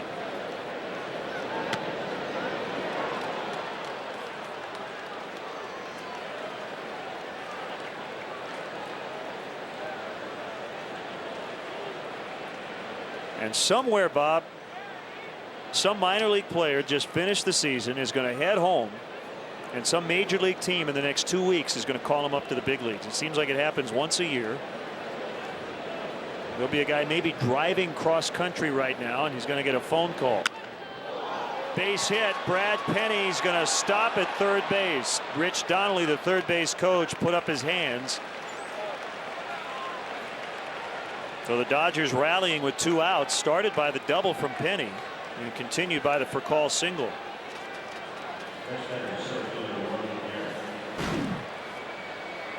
A few borderline pitches that didn't go Traxel's way led to this pitch, a line drive right back through the mound. Donnelly holding Brad Penny all the way over there at third base, and you really have to give some consideration here defensively. What are you going to do if Rafael Furcal breaks for second base? Now we know Jason Kendall's had some throwing problems. Traxel is a little deliberate unloading that ball to home plate. Now the other side of the coin is Brad Penny's the runner at third base. Very little chance he's going to try to score if Kendall indeed throws the ball through to second base. But you always have to worry about a bad throw skipping through into center field, allowing Penny to walk home from third. You know, we both know that Juan Pierre certainly could lay down a bunt even with 2 outs. And for that reason, Ramirez is in at the edge of the cut of the grass.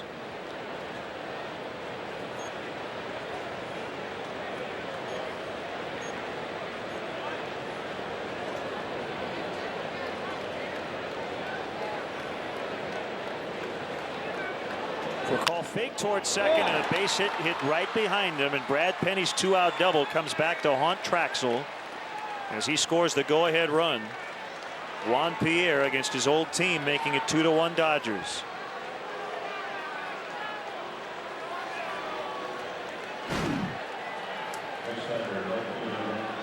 Middle of the plate fastball. We talked about that before the ball game. That's a pitch that Traxel cannot afford to throw very often.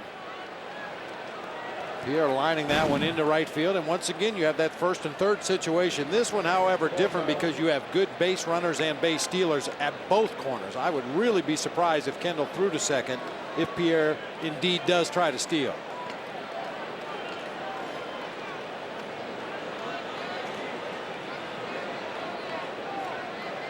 So the Cubs lagging behind by a run again. They were down 1-0 and now down 2-1. There goes Pierre.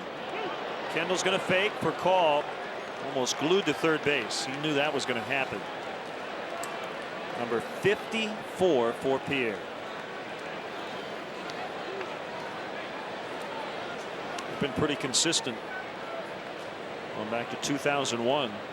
He's been at least in the 40s every year.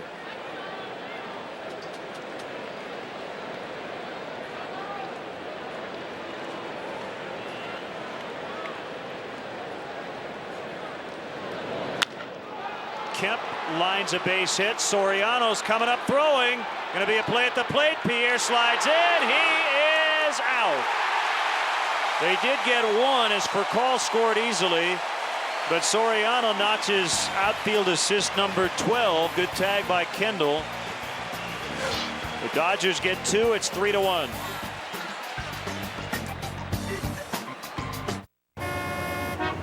We're not going to make it. Can you get us to the airport in 15 minutes? Is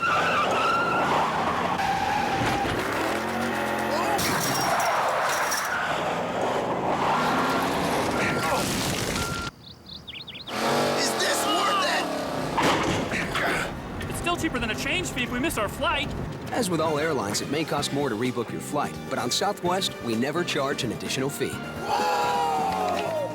You are now free to move about the country.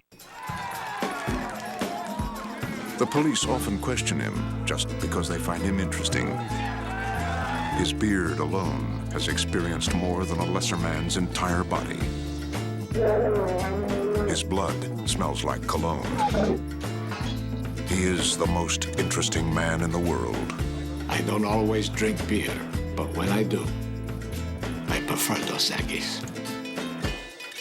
Stay thirsty, my friends. Summer means time for camping out, cooling off, and time for the GMC Summer Sell-Down. The best time for the best selection of 07 models, like an 07 Sierra with best-in-class fuel economy and the best coverage in America. The GMC Summer Sell-Down. Get $2,000 cash back when you purchase any 07 Yukon XL, plus an additional $4,000 on select Yukon XL models in inventory since 11/11/06. Visit GMCDrive.com. Time now for a GMC Sports Update. Hi everyone, Gail Fisher with you. More Cubs baseball in just a moment, but first a quick look at some other action in the NL Central. In Milwaukee, the Brewers lead at 2-1. Ryan Braun connects on his 27th home run of the season. And in St. Louis, Rick Ankiel with an RBI double. Right now they lead it 5-2. The Cubs better get something going as we head back to Wrigley Field with Len and Bob. All right, thanks, Gail. Well, Steve Traschel struck out the first two of the top of the fifth inning, but then he gave up that double to Brad Penny, and the Dodgers would go on to score twice. Yeah, 4 consecutive hits there with 2 outs in the inning, and it's the 3rd time through the Dodger lineup for Steve Traschel. I'm kind of surprised to see him taking this at bat here, to be honest with you. I think you have to take what you can get from Steve Traschel and move forward, and with the expanded rosters, a lot of arms available in that Cubs bullpen. So Traschel will lead off against Brad Penny. 3-1 Los Angeles. So just to reset, on the Kemp base hit to left, Furcal scored, and then Pierre was gunned down 7-2 by Alfonso Soriano.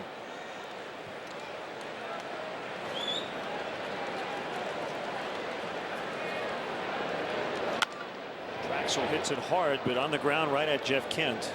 He makes the routine play. A nice job by Jason Kendall on this play at the plate to just kind of stand there as if there were not going to be any play whatsoever at the dish. Soriano with a typically perfect throw to home plate. Kendall making sure Juan Pierre doesn't get anywhere near that dish. Furcal will score easily. You can see Rich Donnelly and Furcal waving him home. He's telling him to get down, and Kendall says, that's fine. I'm just going to make sure you don't get to that plate.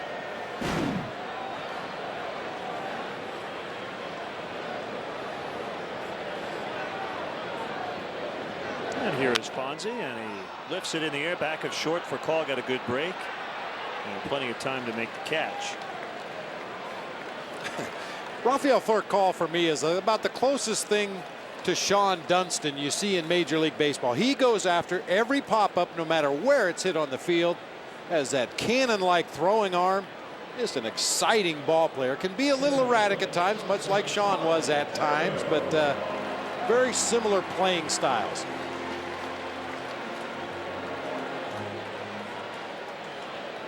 Brad Penny calling his first baseman James Loney over.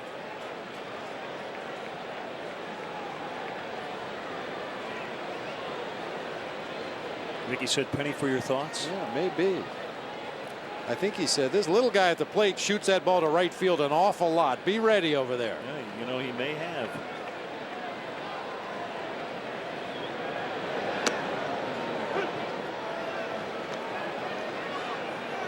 Well, my hair wasn't that bad.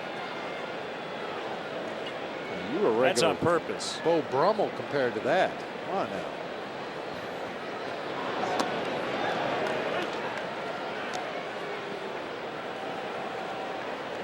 Well, the Dodgers have advanced scouts, and they know what Ryan Theriot can do, but I'm a little surprised Loney is so far off the first base line.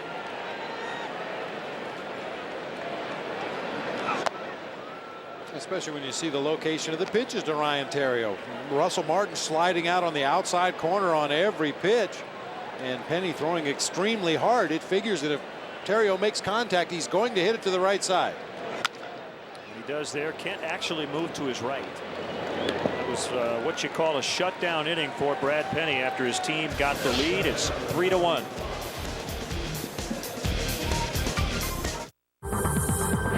Jed Clampett it, a poor mountaineer barely keeping his family fed when in the summer of '63 he was shooting at some food, becoming a millionaire overnight. Soon afterward, he loaded up his truck and moved to Beverly Hills. I was suspicious of this whole Texas tea theory. A new investigation reveals that in the summer before Jed moved away from there, he switched his car insurance to Geico, saving a substantial sum of money. Geico. 15 minutes could save you 15% or more on car insurance. The 2007 Chevy Equinox. It comes with a 5-star crash safety rating and something Ford and Toyota don't.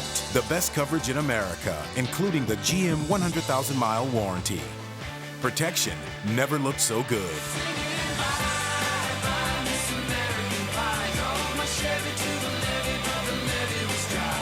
Log on now to ChevyDriveChicago.com. Check us out today. Plan your next corporate or social function in one of Wrigley Field's private party accommodations. Wrigley Field offers a variety of private catered opportunities to host and impress your group. The Mezzanine Suites, presented by Nuveen Investments, has 4 convenient rental plans to fit all budgets and needs. For larger parties of 75 to 100, the Batter's Eye Lounge, located in the center field Bud Light bleachers, provides a unique view of the game. All private party accommodations provide generous food and beverage packages as well as VIP parking. Call 773-404-CUBS or visit Cubs.com. Beginning September 9th, the Bears are back from hibernation, and only Comcast Sportsnet will have the most in-depth coverage of the monsters of the Midway. It all begins September 9th, only on Comcast Sportsnet, a Chicago Bears fan's best friend this season. Weeknights, don't miss Chicago Tribune Live on Comcast Sportsnet. Tribune writers, sports stars, and celebrities discuss the day's hottest sports topics and set the table for the night ahead. Don't miss Chicago Tribune Live, weeknights at 5:30, right here on Comcast Sportsnet. Fans' best friend. Inning number 6 for Traschel. Jeff Kent swings away and fouls away.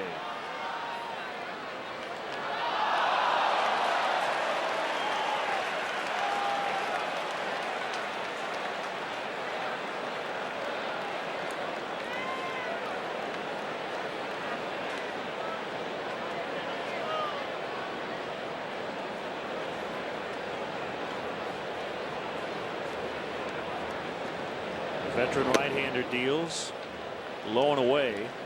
1 ball, 1 strike on Kent. An update from Milwaukee. Corey Hart with an RBI double. Milwaukee leading the Astros 4-1 in the 6th. St. Louis ahead as well. So the 2nd and 3rd place teams putting some pressure on the leaders, the Cubs.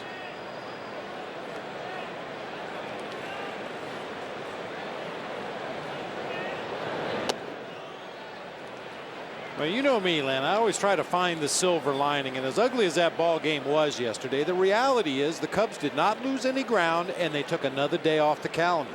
And when you get into the month of September, if you can maintain your lead from one day to the next, that puts you that much closer to the finish line. So as ugly as the ball game was and as disappointing as it was, I think it was in a roundabout way, it was a good day for the Cubs. Kent is out as Terrio makes a catch. The key for the Cubs is to rack up wins, but you make a great point about the mathematics of it as we look at it upstairs, and that is you start crossing off days on the calendar. I mean, sure, you'd like to always put more ground between yourself and the teams chasing you when you're in first place, but if you don't lose any ground, you've gained another day toward the end of the season. Well, I think that the key portion of the schedule for the Cubs here in the near future is Kerry Wood is getting loose. To be honest with you, I'm not sure if Kerry's getting ready to come into the game or if he just lost his chair because there are just too many guys out there, and he figured, well, I'll just start throwing. Do you have a reservation, sir? Look at that. Wow. Spread out. Yeah, we joke about it, but we know the tight quarters here at Wrigley Field on the home side, and it's even tighter on the visiting side. And when you have those expanded rosters in September, It's not unusual to see guys dressing in the hallway or in the bathroom or in the training room, wherever they can find enough room to tie their shoes. It gets very crowded in some of the older, smaller ballparks.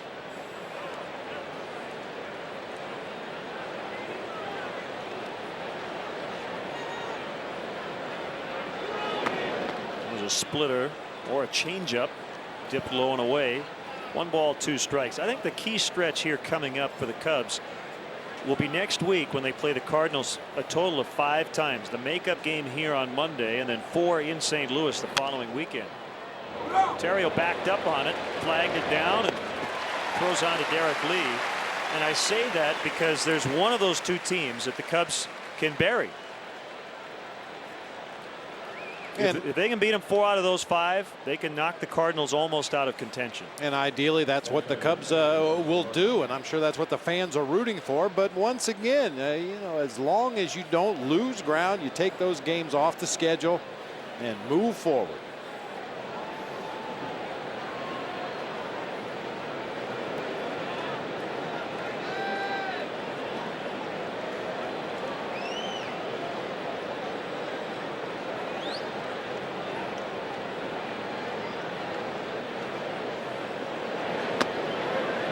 Inside corner strike on Russell Martin. 2007 All-Star. 2 of the most durable catchers in the game today. About 2 feet from one another, Martin and Kendall. And Martin, you know, hovering around 300 all season, 17 homers. He's driven in 81 runs. He's a base stealer, 22 stolen bases on the season. I'd like to be this guy's agent. Only Victor Martinez has more home runs from the catching position. Victor Martinez of the Cleveland Indians did have 18 home runs, depending on what happened tonight. Russell Martin was 17, tied with John Buck from Kansas City and Brian McCann from Atlanta.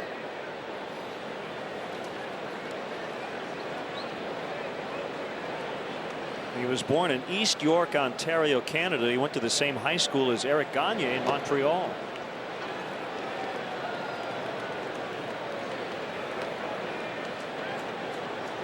Played third base at Chipola Junior College in Florida.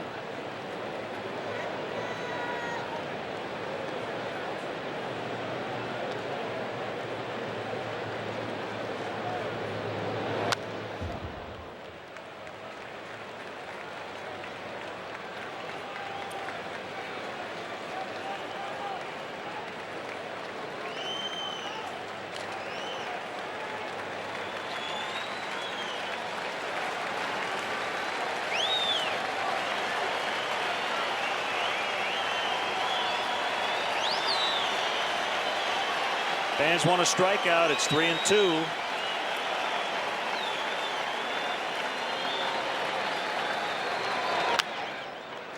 Terrio charges.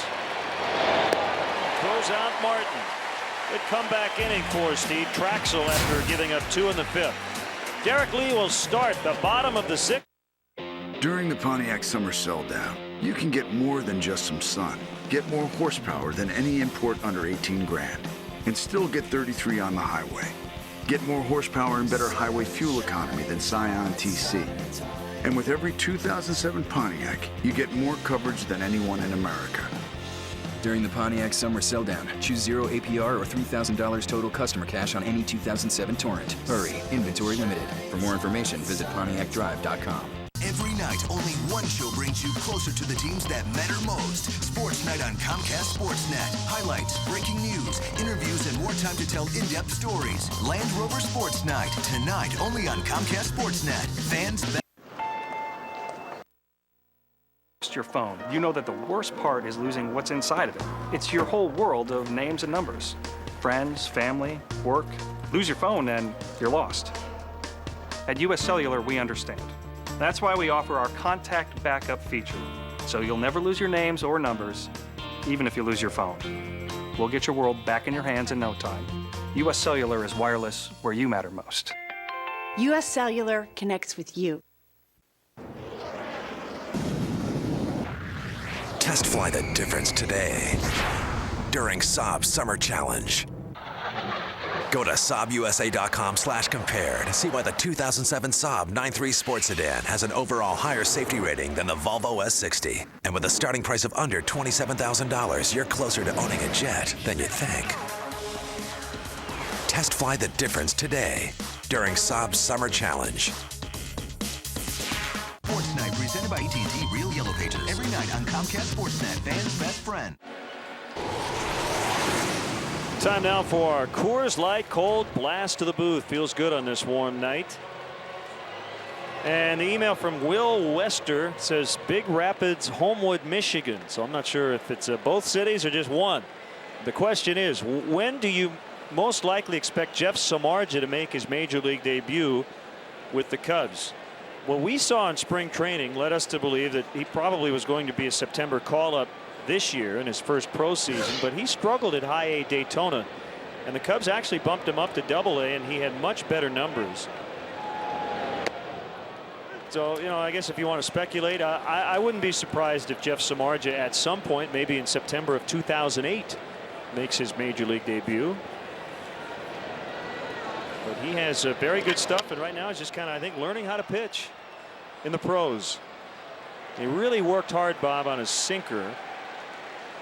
And, you know, he gave up ground balls, and, you know, at the low levels of the minor leagues, there are going to be errors. There are going to be plays that maybe should be made that are not.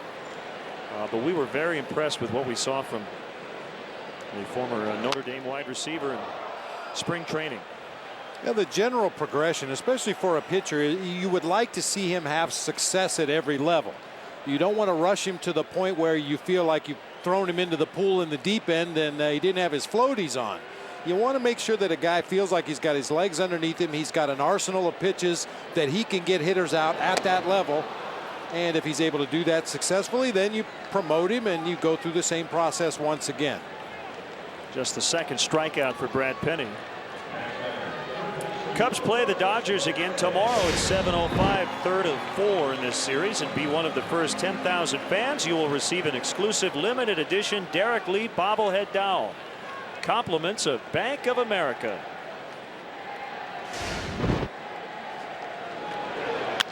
Ramirez hits it hard, and it gets through the legs of LaRoche. That'll be an error. Let's see if the Cubs can take advantage. The tying run will come to the plate.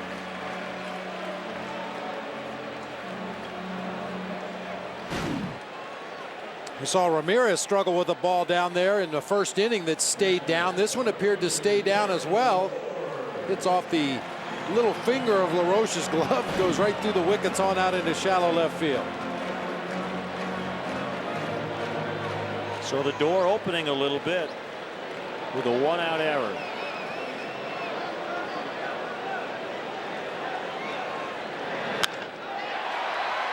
Pierre going back on it. Can't get it. Ramirez toward third. He's going to be sent by Quade. For Call will throw. Safe. He didn't get him. And it's 3-2. Well, that play was a lot closer than I thought it was going to be. We know that Aramis has that knee that's less than 100%, but a very strong relay throw by Rafael Furcal made it close. All right, dangerous send this time by Mike Quade at third base. Darrell Ward just absolutely smoked that ball to straightaway center. Pierre fumbled it around a little bit. That's the time Quade decided to go ahead and send Ramirez, and there's the strong relay throw. Just a little bit up the third base line, gave Ramirez just enough room to get around that tag. Look how close that was. Mark DeRosa with a base hit. Ward coming through. He's going to stop. Mike Quade put on the stop sign, and good job by Darrell Ward. He looked up at the last second and saw Quade had his hand up. First and third, 1 out. Tying run now 90 feet away, and Rick Honeycutt's going to head out. DeRosa got a breaking ball in the middle of the plate. A little inside out swing, dunks it into right field. Strong throw home that time by Matt Kemp, and Quade had no choice but to hold Darrell Ward. He got a little bit of a late start right there. I mean, he was anticipating he was going to be sent home, which is exactly what you want from your base runners. Put it on that third base coach to make the decision. He's the guy that can see the play. And Bob, I want to go back to the head-first slide by Aramis Ramirez and see if you're with me on this. This might be one of those rare exceptions where the head-first slide actually helped him. If he goes feet-first, his head might be in a position where he might get tagged out. Yeah, not to mention the fact that a feet-first slide, you do slow down a lot more than you do on a head-first slide. I think Ramirez did exactly what he had to do to get around that tag and get a hand on the plate. Yeah, the head first slide into home when you're concerned is when that catcher has the ball and is blocking the plate. You're so exposed, your hands, your fingers, your wrists. Not to mention coming in face first to a catcher with full gear on. So that play, I think Ramirez was absolutely right in trying to get around the tag head first. The middle infielders are back. You know what they want. You want Jock to hit a hard ground ball to either for Call or Kent, and maybe LaRoche, who committed an error to set up this inning. First and third, the Cubs trail by 1.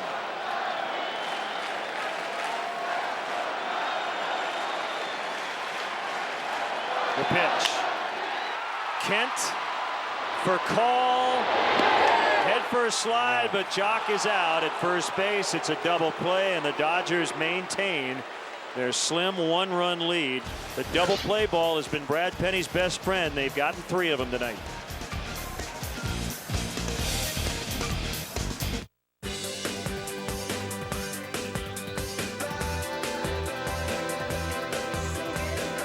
Chevy offers 8 models that get an EPA estimated 30 miles per gallon highway or better. That's an American revolution.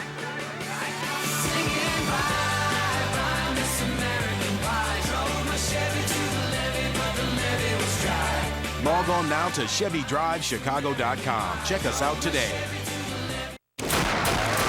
Critics everywhere agree. Someone will bring him to justice. 3:10 to Yuma is a masterpiece. The best Western since Unforgiven. Russell Crowe, Christian Bale. Laugh while you can. 3:10 to Yuma. Rated R. In theaters everywhere Friday.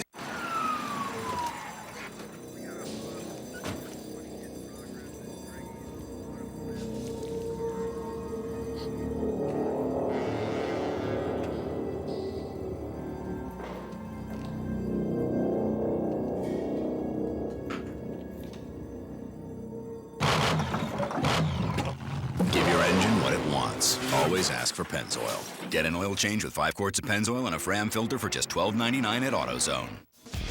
Cubs baseball is brought to you in part by LoCheck, the only stolen vehicle recovery system operated by the police.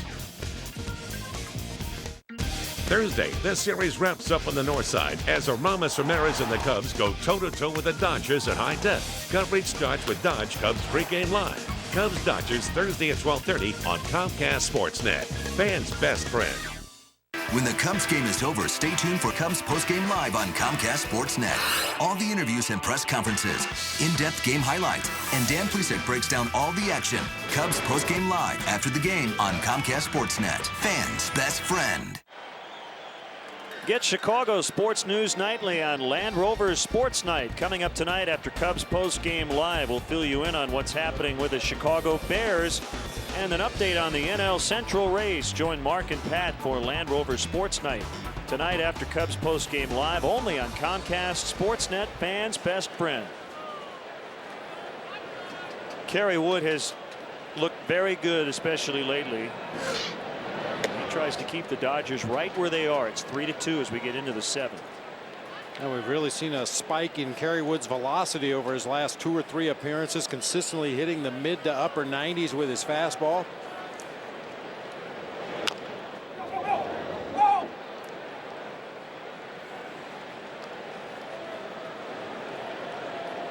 All in all, a quality start for Steve Traschel in his return to the Cubs, keeping his team in the ballgame. 6 innings, 7 hits, 3 runs. He walked 1, struck out 3. So you like that ratio. 82 pitches. He threw 51 strikes. Now the 6 innings and the 3 earned runs, the bare minimum requirement for a quality start. It's just very odd that 5th inning started out so good. Back-to-back strikeouts. making quality pitches, and then the Brad Penny double kind of opened the floodgates there with 2 outs.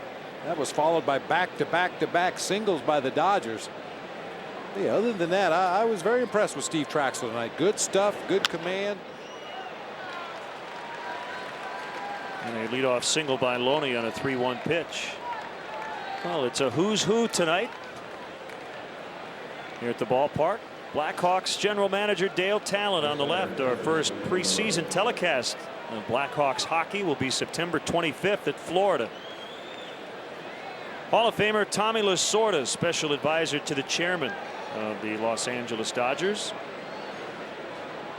Emery Moorhead, a member of the 1985 Chicago Bears. And Juwan Howard from Chicago, now with the Minnesota Timberwolves of the NBA. Well, it's quiet here, but his section really into it right now.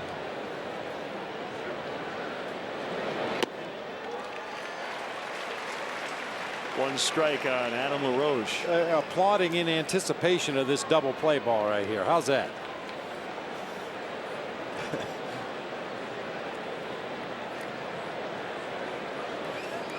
Seventh inning stretch duties tonight. 2007 Masters champion Zach Johnson.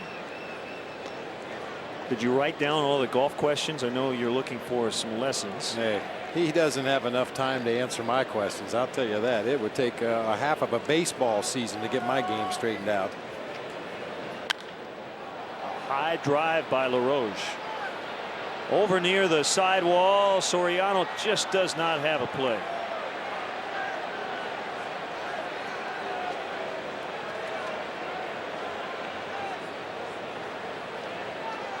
Well, we know about the angle of that wall. It gets lower as you go towards the plate.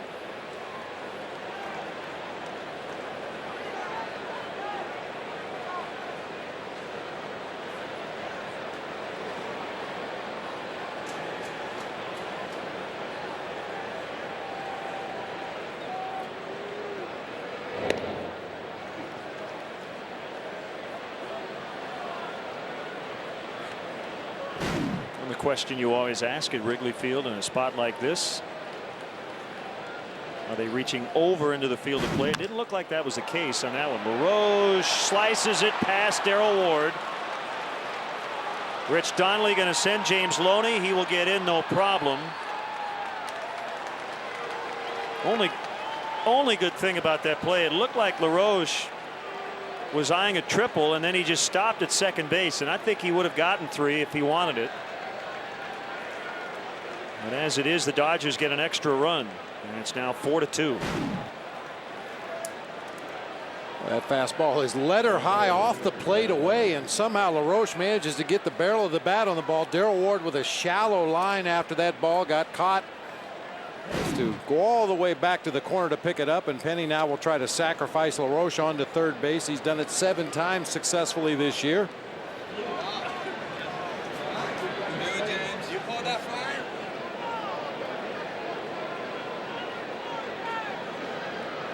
Well, the Cubs have had their chances, haven't they, tonight against Brad Penny? He has found a way with 3 double play balls, the biggest coming in the bottom of the 6th. With runners at first and third in a 1-run game.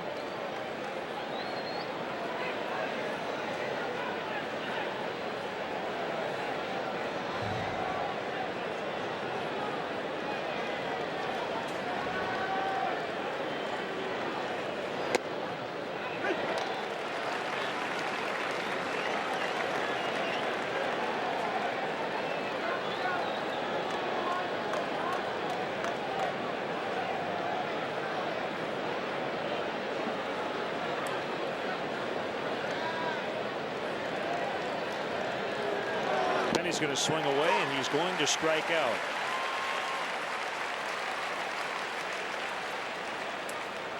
Well, let's check out the updated standings, and all the games are still going on. So these are the numbers going into the ball game tonight. The Brewers a game and a half out, but leading 4-1 over Houston. The Cardinals 2 back, but ahead 5-2 over the Pirates. And this is a big game for the Dodgers as well. In the National League West, they're third. They're 4 back of the Padres. And in the wild card standings, they are 3 back of Arizona. For call will ground out to Terrio. LaRoche now at third base. And right now Arizona leading at home against San Diego 2-0. I guess there are two ways to look at it if you're the Dodgers. Every night early this week, one of those teams is going to lose, but one of those teams is going to win. I guess if you're the Dodgers, you just hope they beat each other back and forth, and you try to win every day. And look at the Rockies just hanging around. 5 games out in the division, 4 out in the wild card.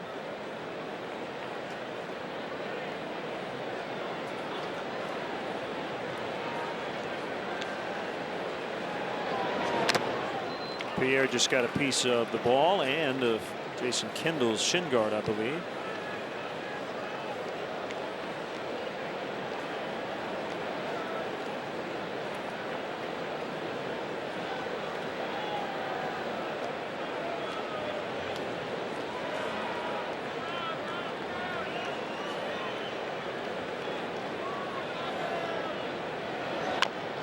Bunted by Pierre. Derek Lee will get it. Kerry Wood covering, safe, and Pierre with another RBI on a bunt hit.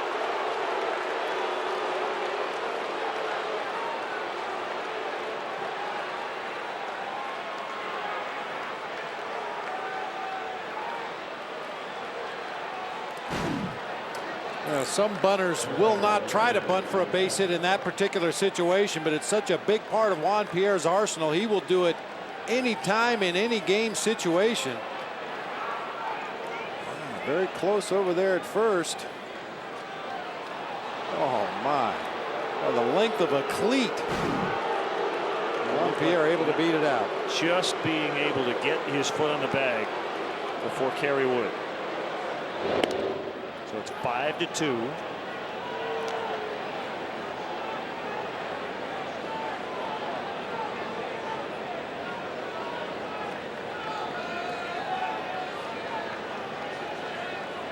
Dodgers now in double digits on the hit board with 10. Pierre not running as the Cubs pitch out.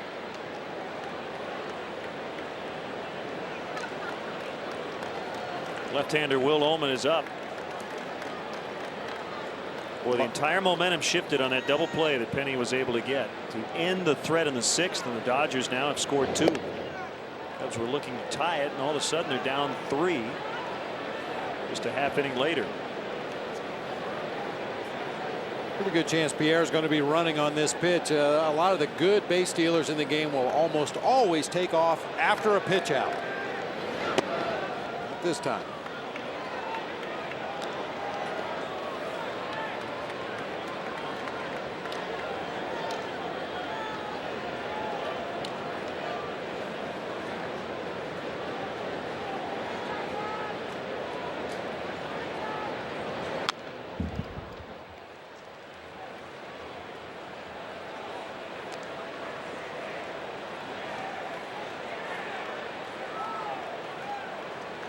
Well, the Dodgers offensively have really spread it around this entire series.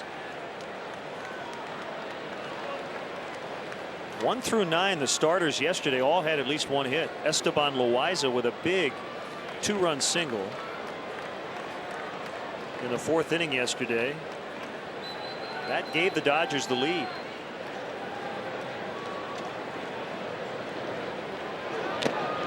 Foul tipped by Kemp. Kent is on deck. For call with a hit and a run. Pierre 2 singles, 2 RBIs. Kemp 2 hits, an RBI and a run. Kent with a single. Gonzalez an RBI hit. Loney has scored. LaRoche an RBI double and a run. Brad Penny with maybe the biggest hit of the game, a 2-out double in the 5th, as the Dodgers would eventually take the lead. A bounding ball past Ramirez, and the throw to second's going to be late. No chance for Terrio at the speed of Pierre. And that's 3 hits for Matt Kemp. It's a high bouncer to that left side. You see Ramirez diving into your picture there, trying to get to that ball. This is the only play Terrio has. deep in the hole at short. The barehanded play, tried to get Pierre at second base, had no chance to throw across the diamond to get Kemp.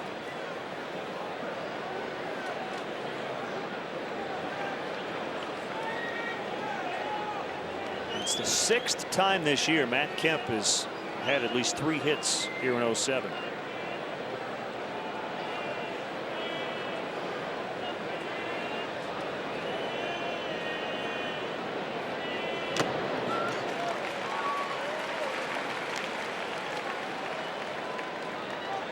And when you talk about the Dodgers and contributions up and down the lineup, and really that's what they need to do to win ball games. I mean, bemoaned the lack of home runs by the Cubs throughout the second half of the season. The Dodgers, along with the Kansas City Royals, the only 2 teams in Major League Baseball that do not have at least 100 home runs as a team. Dodgers with 99 going into play tonight, the Royals with 91. So they need contributions, and they need to put together extended innings like they've been able to do a couple times in this ball game tonight. Well, the one thing they've done, and they did it last year, is they have a good approach at the plate. They'll take walks, good on-base percentage. Ramirez will take the throw to first to get Kent. Stretch time. Here comes Zach Johnson. 7 Masters champion Zach Johnson. All right, Cub fans, let me hear ya. A 1, a 2, a 3. Take me out to the ball game. Take me out with the crowd. Buy me some peanuts and cracker jacks. I don't care if I never get back. It's root for the if they don't win, it's a shame. It's 1, 2, 3 strikes, you're out at the old ball game. Let's get some runs. I am your idea. Color me. Get me noticed. Make me shout.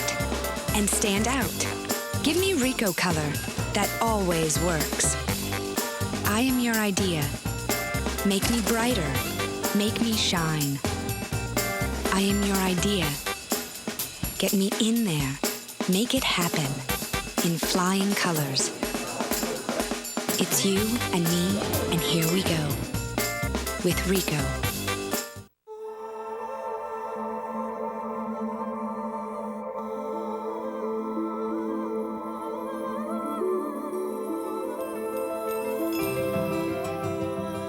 You are cordially invited to the event from Lexus. The summer sales event where you'll find unexpected values on the Lexus you've always wanted. But like summer, it won't last forever. The event, now through September 4th. See your Chicago area and Northwest Indiana Lexus dealer. Bottom of the 7th, and the Cubs need to get some runs. They trail the Dodgers by 3, 5-2. Former Cub Ramon Martinez now plays a hot corner in for Andy LaRoche. And great to have with us in the booth the 2007 Masters champion. Well, that sounds good, doesn't it? Zach Johnson. You'll probably never get sick of hearing that. Absolutely not. Thanks for having me. It's a nice little title to have. You know, hopefully it can go on to next year and be 08. But I'm relishing this year for sure, and very happy. Jason Kendall leading off the inning now. Raised in Cedar Rapids, Iowa. A Cub fan? Yeah, well, you know, obviously we're right in the middle of a bunch of teams, but my entire family certainly bleeds the Cubs. My brother lives about, well, I don't know how many, couple miles from here, and I've got cousins and relatives and friends that are all from the area, so a lot of Cubs in the family for sure. So how'd you do it? That was a tough day. What a tough weekend for everybody as far as scoring. Yeah, it was very difficult. I mean, Saturday was brutal. You know, on Sunday it was one of those where I just kind of felt good. I felt pretty calm out there, pretty relaxed, and gave myself some good opportunities, especially in the back nine. And you know, fortunately, it went my way. I mean, it was one of those situations where everything was going my way, and I felt very fortunate about it. Furcal throws out Kendall, and we'll see a pinch hitter. It'll be Mike Fontenot.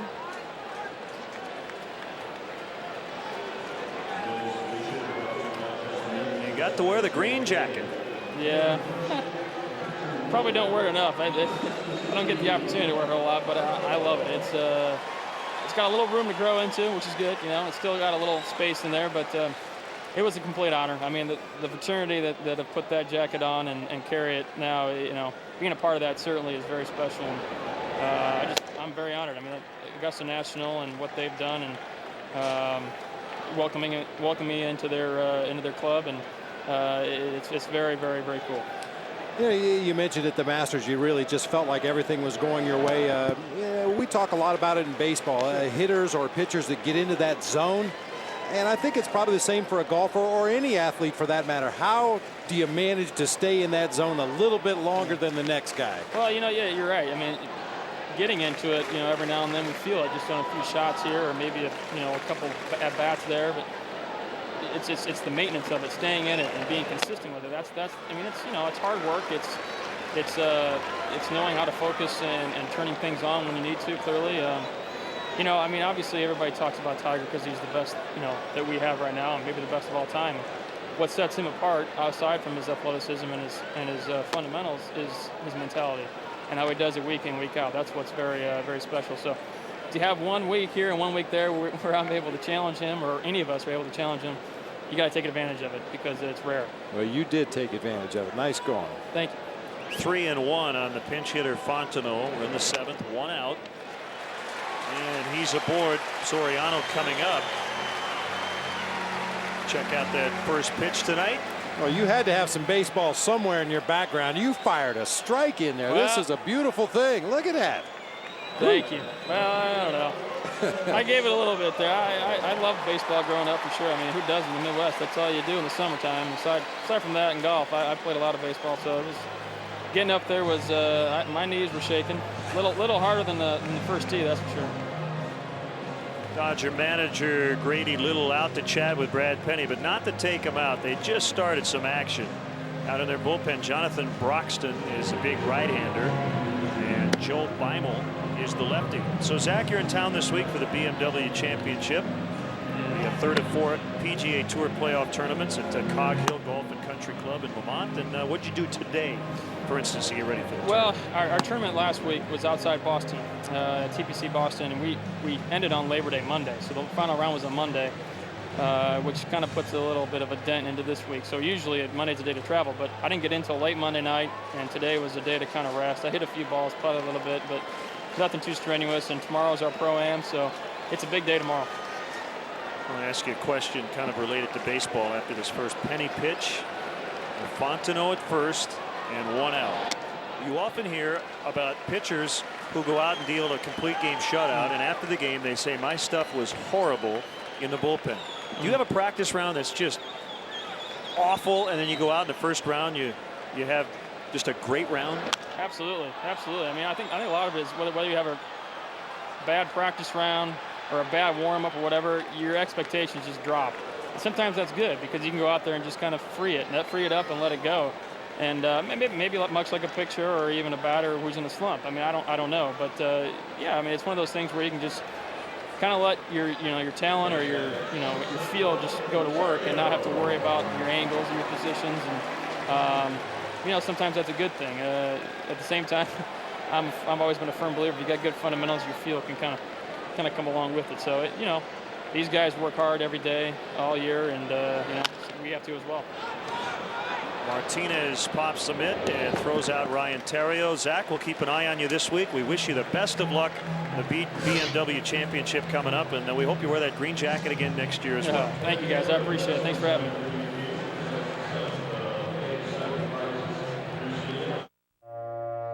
Flying out of Chicago Midway for business? Southwest Airlines isn't just for short flights anymore. We offer nonstop flights to LA, DC, Phoenix, Houston, Long Island, Philly, and dozens of other destinations. You wanted more nonstop flights for business, so we're flying more nonstops than ever before.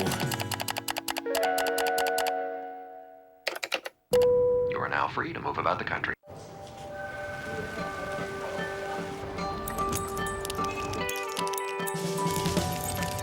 It's Toyota's Lots on the Lot event. With so many great models to choose from, it's the right time to buy. Right now, get $500 cash back on any Corolla, or lease a Corolla LE for just $179 a month. You'll also find great deals on the famously fuel-efficient RAV4. Toyota's Lots on the Lot event. Going on now.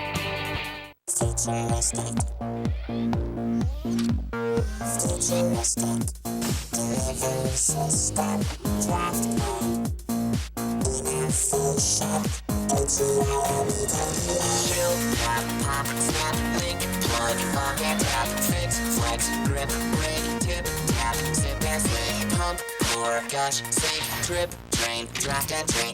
Innovative, draft and Heineken. The sharp Aquas detail of the game. Jock Jones hitting into a 4-6-3 double play. The Dodgers didn't have a lot of time for a call with that cannon, just able to get Jones at first base. If they didn't get that double play, the Cubs would have tied it because Darrell Ward was at third base. But as it was, Penny got out of it. They would score 2 more in the 7th inning and take now a 5-2 lead. And left-hander Will Oman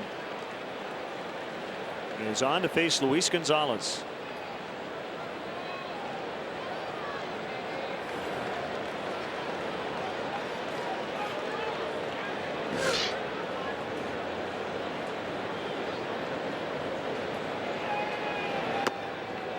I'll tell you, Bob, Zach Johnson did a perfect job of the 7th inning stretch. He took his time. Great interview. You can tell why he won the Masters. A lot of poise for Zach Johnson. They're pulling for him this weekend. Yep.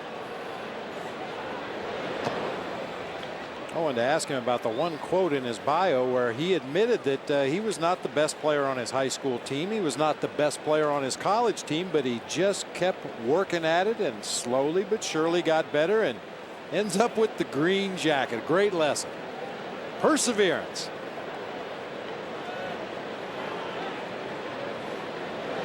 We saw Will yesterday at the pant bottoms down near the ankles, but back up to where he had him before. Just below the kneecaps.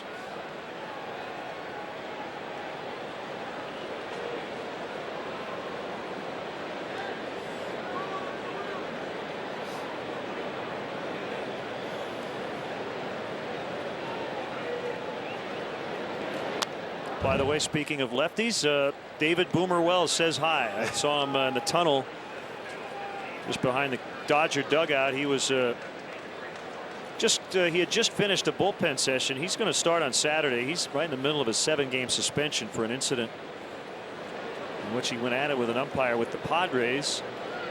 Eric Stoltz, a left-hander, will pitch tomorrow night in place of Wells. The Dodgers have had a lot of pitching issues with their starters.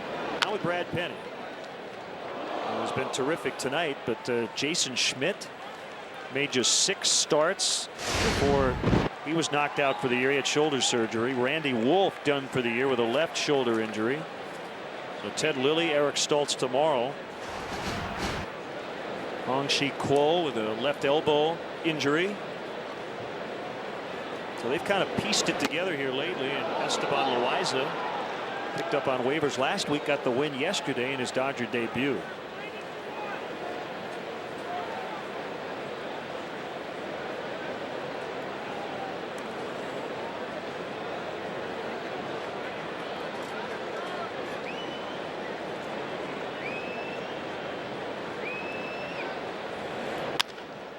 Up the middle, DeRosa can't get it.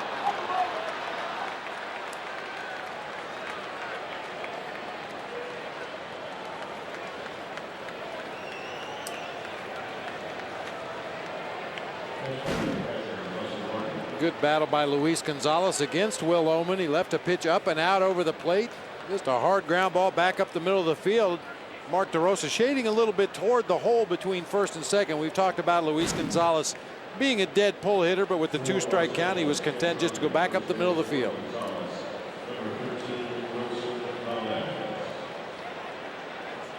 Wilson Valdez is now pinch running for Luis Gonzalez.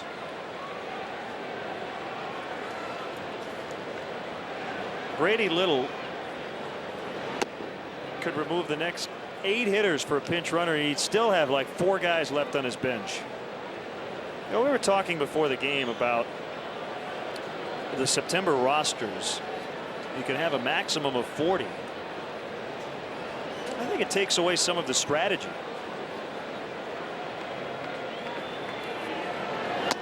And the best in-game managers, I think, lose their advantage a little bit, especially in the National League in the final month. One of the ideas thrown out by Brewers general manager Doug Melvin, which we have discussed before, was having a set game day roster limit, but then you could have like a taxi squad. Basically, if you capped it at 30, you could have 35 guys on your roster. They would all get big league time, big league meal money, big league pay.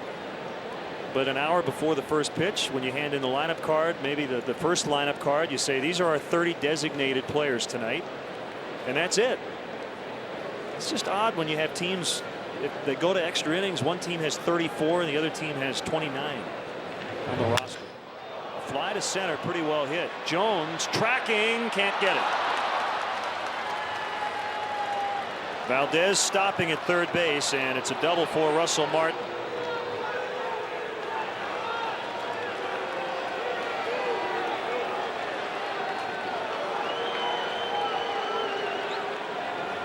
Ball was hit extremely hard to center field. It kind of fooled Jock Jones out there. He immediately froze in his tracks. You'll get a look at Martin's swing on a high fastball once again, up and out over the plate. Jock with a little bit of a late start. I don't think he would have gotten there anyway. That ball was really crushed to straightaway center field. And this Cubs bullpen, which had been lights out and struggled tonight. Kerry Wood gave up 2 runs on 4 hits in the 7th, and the Dodgers with 2 runners in scoring position against Will Oman as Kevin Hart gets ready possibly for his major league debut. Sean Gallagher charged with 3 runs yesterday in relief.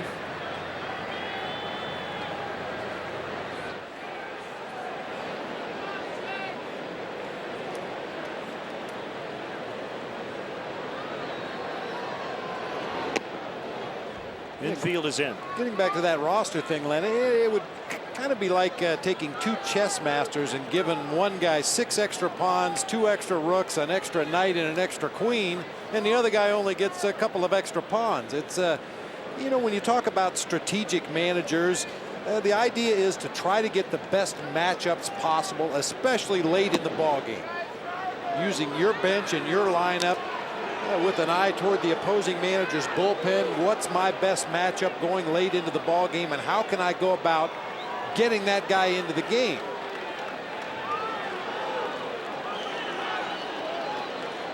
Lou started up the steps of that third base dugout and then stopped, as the Cubs are now going to walk Loney intentionally. It's only ball 3, but Lou's ready to head out.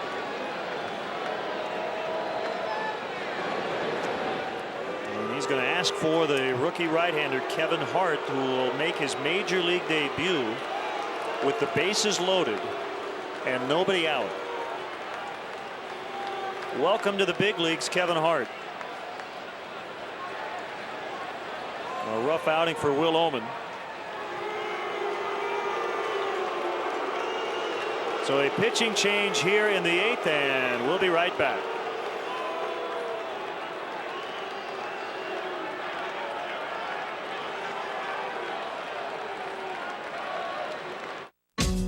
We're America's largest refiner, and some of the vehicles we fuel don't travel on roads. For those that do, we make some of the cleanest gasoline on the planet, and every drop is performance guaranteed. And our employees contribute over 200,000 hours a year in our communities. We know you probably don't think about these things when you think of Valero. That's okay, just as long as when you do think of us, you think of this. Valero, the energy to take you anywhere. Futuristic. Futuristic. Delivery system. Draft one. Inefficient. Chill, tap, pop, snap, link, plug, pocket, tap, fix, flex, grip, break, tip, tap, zip, and flick, pump, for gush, sink, drip, drain, draft and drink. Innovative draft air. Heineken. Not too close. What do you think? I got that insurance? What insurance is that, Yogi? Aflac. The one you really need to have. If you don't have it, that's why you need it. Need what? Aflac. Well, if you get hurt and miss work, it won't hurt to miss work. And they give you cash, which is just as good as money. Aflac. Ask about it at work.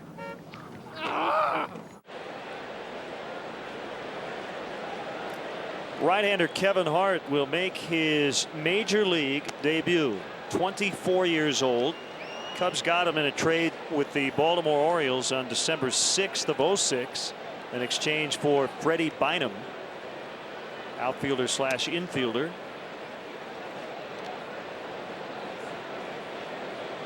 Welcome to the show, kid. Go get him. Bases loaded, nobody out. Kevin Hart has been a strikeout pitcher throughout his minor league career, averaging nearly a strikeout per inning. His first 3 years as a minor leaguer were spent in A-ball for the Baltimore Orioles. This year with the Cubs, split time between AA and AAA, and had a real good season. I would be curious to know just how many make their major league, how many pitchers make their major league debut with the bases loaded and nobody out. Ball one on Ramon Martinez. Well, Lou has said it throughout as pitchers and position players have been called up from Double and AAA. He said he's going to use them.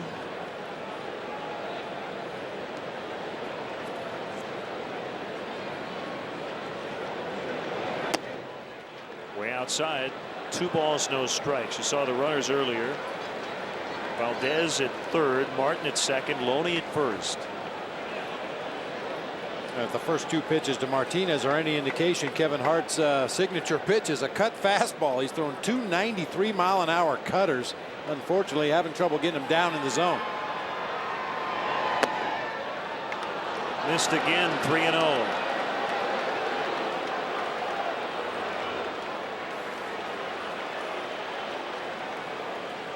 Hart was an 11th round pick of the Orioles out of the University of Maryland in 2004, born in Greensboro, North Carolina.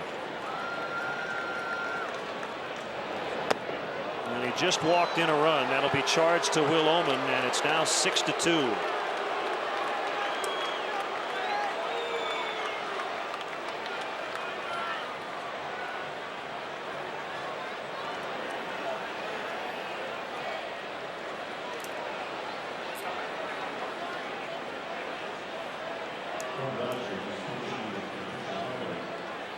And here's Mark Sweeney.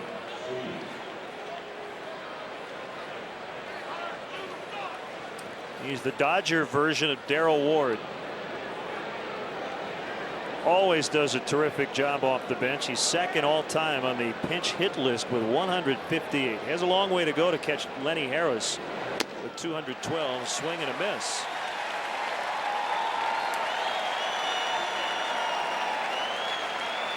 Sweeney batting for Brad Penny.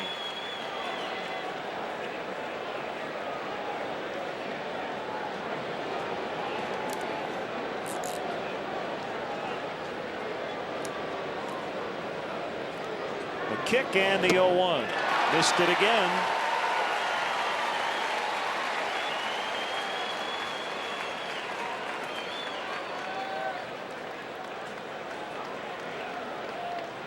Maybe all Kevin needed was to throw that first strike, relax a little bit.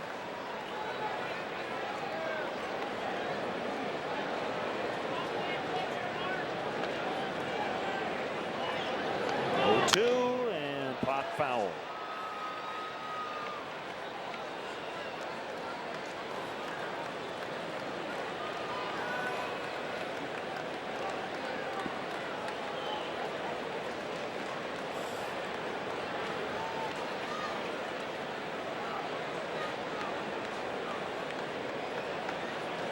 Well, like yesterday, every Dodgers starter had a hit tonight. Kendall kept it in front of him. You know, that looked like a legitimate slider that time from Kevin Hart at 87 miles an hour. Had a lot more downward movement than the cut fastball that he's throwing in the low 90s.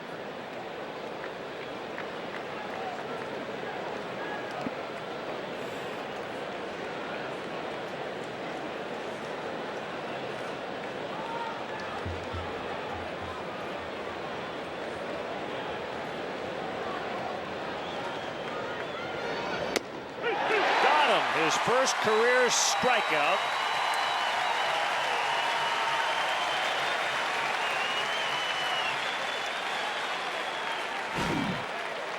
Well, that's not an easy thing to do, get Mark Sweeney to take a called strike three, especially with the bases loaded. This is one of those guys, his mouth waters when he gets an opportunity to go to the plate with runners in scoring position, and a real good pitch there by Kevin Hart, just frozen.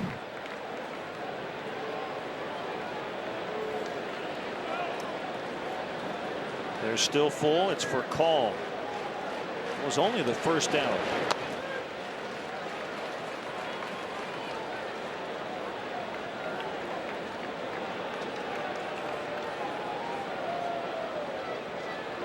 Well, we haven't seen much of Kevin Hart, but his stuff looks good enough. Good movement on all of his pitches. Good sinker that time. 1-1.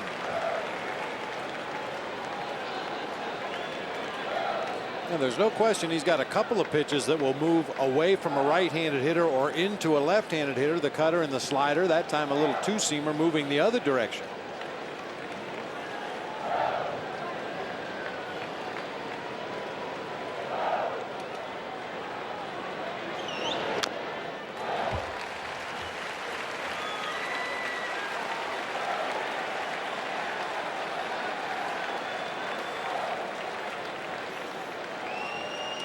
$37,834. They paid attendance.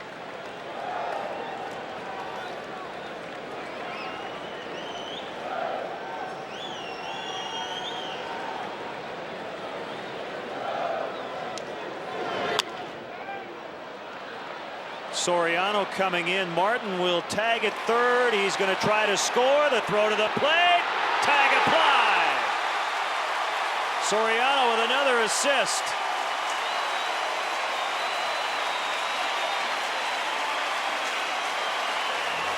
That's a big weapon, that left field arm out there. That's his second tonight. 6-2.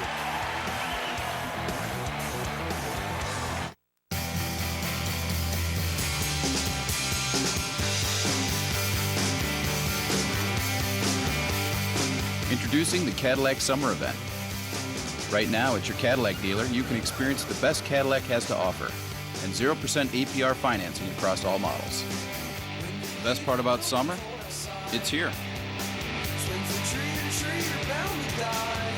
Visit your Chicagoland area Cadillac dealer for this attractive offer. When the Irish get fired up, it's time to eat lunch. Bennigan's new spinach chicken salad is tossed with sweet pepper vinaigrette, crumbled blue cheese, a grilled chicken breast, and more. Feed your inner leprechaun at Bennigan's. Summer is here, and we've really been hitting the sauce. Come try our award-winning Old Baby back ribs with our secret recipe sweet and tangy barbecue sauce. Feed your inner leprechaun at Bennigan's. Come into Webb Chevy today and get 0% APR for up to 60 months on everything. How about $6,000 of rebates on full-size SUVs? Hey, Sox fans, check out this Rawlings limited edition Tahoe. It's one of a kind and it's exclusively at Webb Chevy. And Webb Chevy is now offering a 2-year, 100,000-mile warranty on pre-driven vehicles. 0% on everything. $6,000 in rebates on SUVs. It's only going on through the end of the month, so hurry into Webb Chevy. 95th and Cicero in Oak Lawn for your deal of a lifetime. Stay tuned for Bacardi Late Night on Comcast Sportsnet. Time now for a Cadillac Sports Update.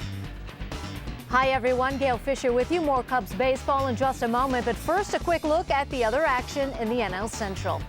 In Milwaukee right now, the Brewers are beating the Astros 5-3 in the top of the 8th. The Cardinals also winning their game against the Pirates. 6-2 is the score in the top of the 8th inning as well. Now it's time to go back to Wrigley Field and join Len and Bob.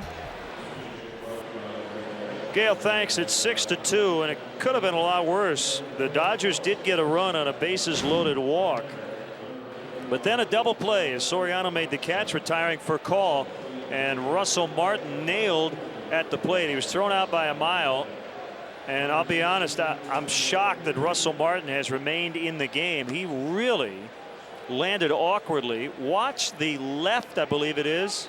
Oh, that left foot.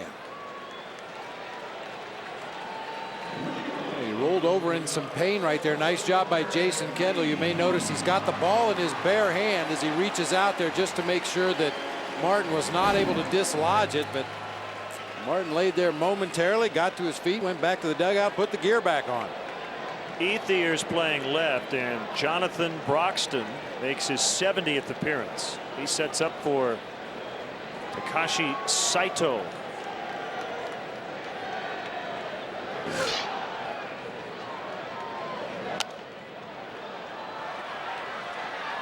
Broxton just has ridiculous numbers this season. The 4-2 record, ERA of just over 2. 70 and 2/3 innings pitched, only 57 base hits, 85 strikeouts. Over his last 97 outings dating back to July 26th of 2006, he has a 1.92 ERA.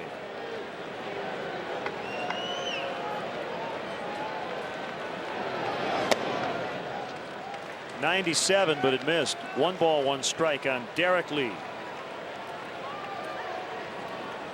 Carlos Marmol on that list. There's some big guys on that list. Heath Bell, Derek Turnbow.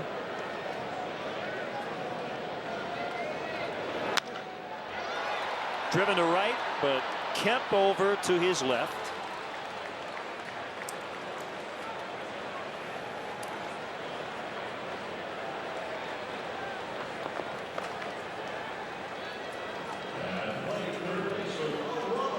Hey, Cub fans, this Thursday, the Cubs battle the Dodgers at 1:20 at beautiful Wrigley Field. All the day's action will be presented by LG. Head to www.lge.com to find the latest in plasma and flat panel TV technology. LG, life's good. Well, Ramos has reached on a walk and an error. 0 for 2 officially. Has scored a run. Sends it back up the middle. Kent's going to backhand and actually gets out of his glove. That'll be a hit for Ramirez.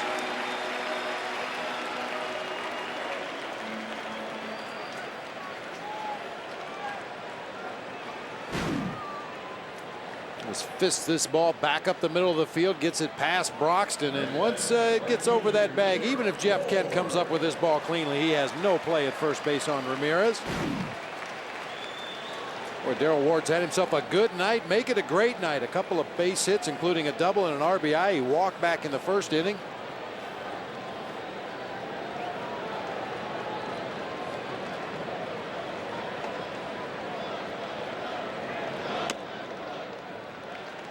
And we want to send out happy 8th anniversary wishes to Todd and Lisa Schroeder, celebrating their big day at the ballpark tonight. She's a Cub fan. He's a Dodger fan. And they're here with their children, Jacob and Alyssa.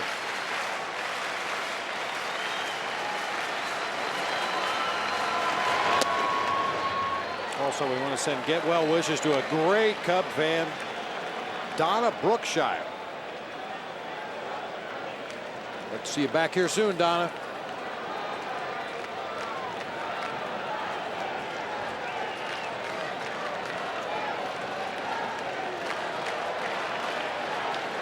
Broxton set. Holds that ball chest high before he fires. 2-1 on Darrell Ward. Not many have left, even though the Cubs trail by 4 late. They're hoping to see a big comeback. And you and I have both seen Brad Penny really on top of his game. I don't think tonight was one of those nights, but he was able to make big pitches when he had to. Only 2 strikeouts in the ball game, which is very uncharacteristic for Brad Penny. He did walk 3 in the game, but as you said, when he needed to make big pitches, he was able to get the double play balls that really took the Cubs out of some big rallies. He allowed 2, only 1 was earned. Well, you know Broxton's throwing hard when his off-speed pitches are at 88. 6'4", 290 pounds, according to the Dodgers media guy. He makes that number 51 look really small.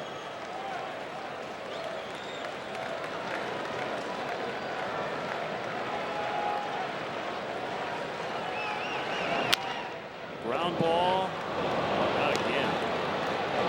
Another double play. That's 4 turned by the Dodgers tonight and give them 7 in the series. 6-2.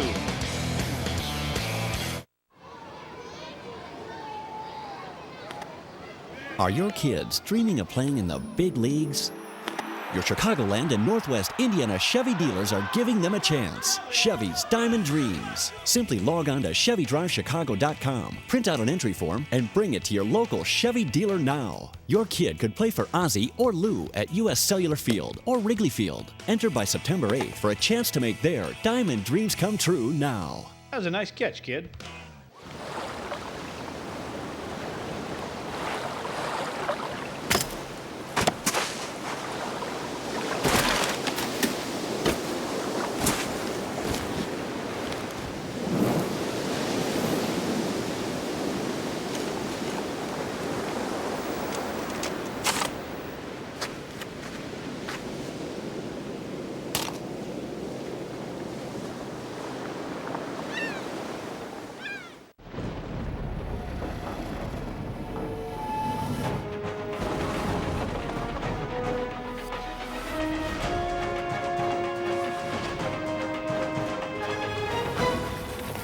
The passage is intense, but if you complete the journey, you will find your destiny among the world's greatest warriors. The few, the proud, the Marines. After the ballgame, stick around for Cubs Post-Game Live. Get highlights of all the action, analysis from Dan Plesac, plus check in on Lou Pinella's post-game remarks. Don't miss Cubs Post-Game Live immediately following the game right here on Comcast Sportsnet, fans' best friend. Well, the Dodger pitching staff's best friend throughout this series has been the double play ball. Seems like whenever they've needed one, they have received it.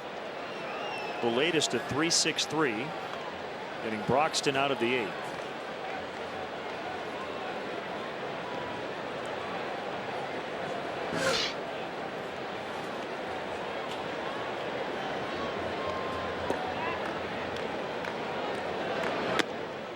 Inside from Kevin Hart. Well, we had the shot of Jonathan Broxton and his number 51. Only a single digit for Juan Pierre, but it seems to take up a lot more space on his back.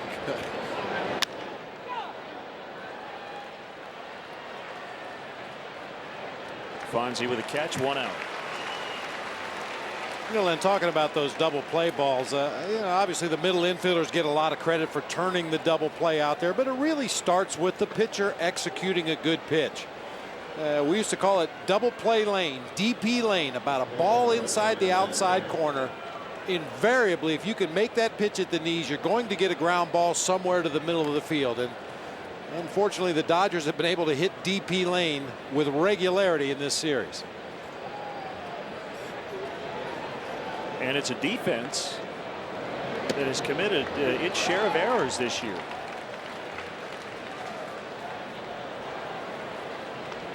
One tonight and 101 on the year. Came in with tied for the second most in the National League.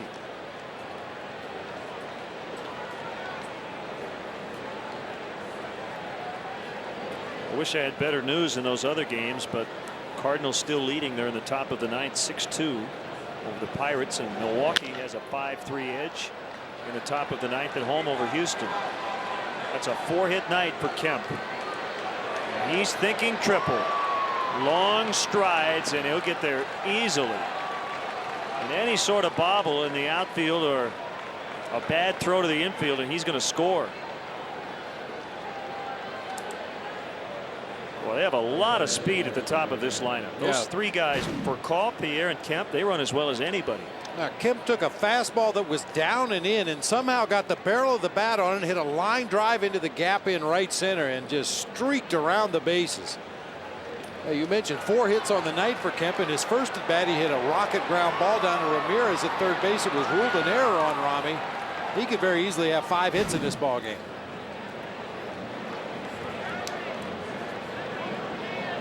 Braun in infield against Jeff Kent, which is never fun. You have to do it in this spot, down 4. That's the kind of situation he just loves. Yeah, especially those guys on the left side of the infield. Jeff Kent looking for a fastball from the middle of the plate in that he can jerk. This is his 16th season in the major leagues, Len, and I cannot remember that Jeff Kent has ever altered anything about his stance or approach at the plate. Very upright in the batter's box, well off the plate, dives a little bit, and looks to pull that ball hard to the left side.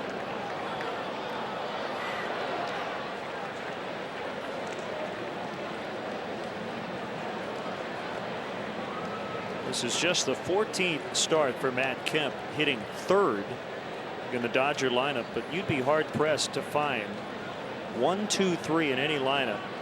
3 faster guys collectively.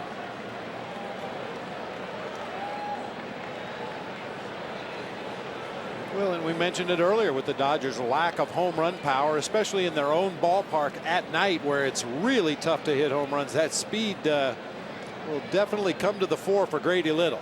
He'll find a way to use that speed, whether it's stealing bases, going first to third.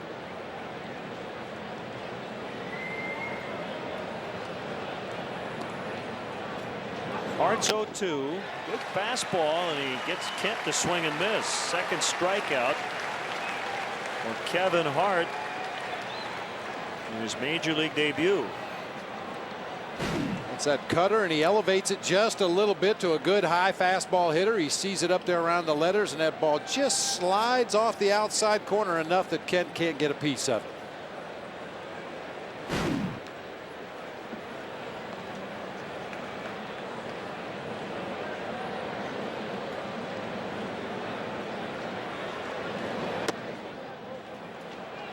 Boar's inside on Andre Ethier, his first at bat. Just came in to play left.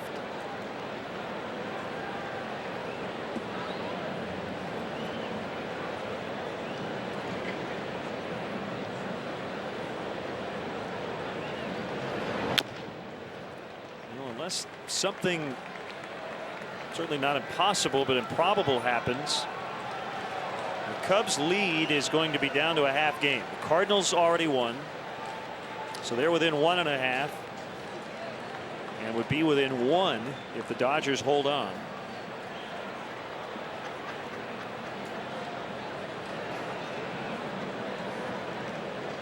And the Brewers are leading by 2 in the ninth. But I do see the Astros have 2 on with only 1 out against Francisco Cordero. With Lance Berkman at the plate, Hunter Pence at second, and Chris Burke at first. So late rally. You just never know until they put the F up next to that line score.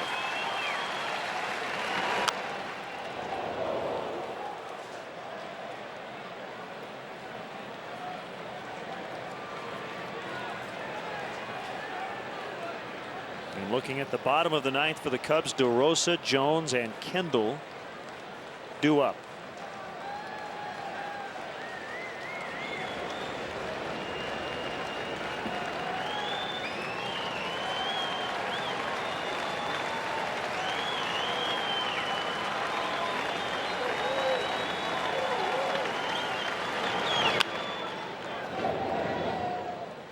Continues to cut that ball in on the knuckles of Andre Ethier at the plate. Just keeps pulling them foul. It would appear to be set up for some kind of an off-speed pitch away. I'm not sure Kevin Hart throws an off-speed pitch. It was the hard slider, the hard cutter, and the hard sinker.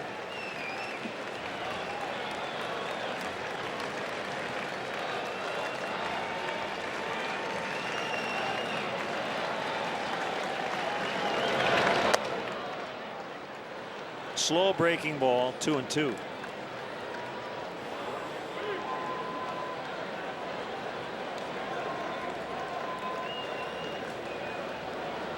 We're not sure how much Kevin Hart is going to be used in the last month of the season, but I think this is a good idea, getting him in there, let him get his feet wet, get the nerves out of the way, make all the phone calls after the ball game to family and friends. And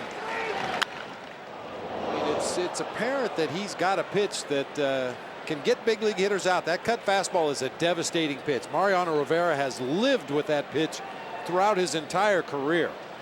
It looks like a fastball coming to the plate. The velocity is the same as the fastball, but the ball moves 6 to 8 inches in on the hands of a left-handed hitter.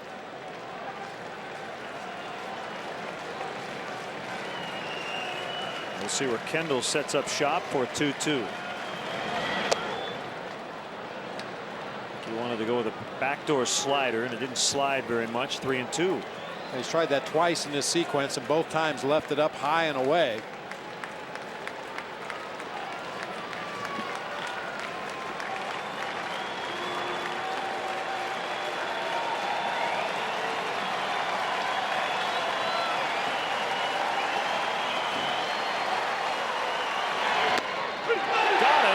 Strike three. That time he found the sliver of the outside corner. Kevin Hart, very impressive. After he walked in the run, he finally got out of the 8th and gets out of a jam in the 9th. 6-2.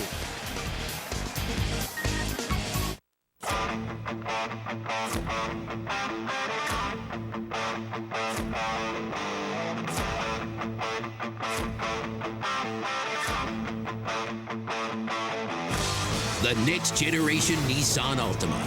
Recently awarded 5 stars for crash safety, the highest mark possible. Yup, it's that good. The Nissan Altima from just $19,800 at your Nissan dealer now.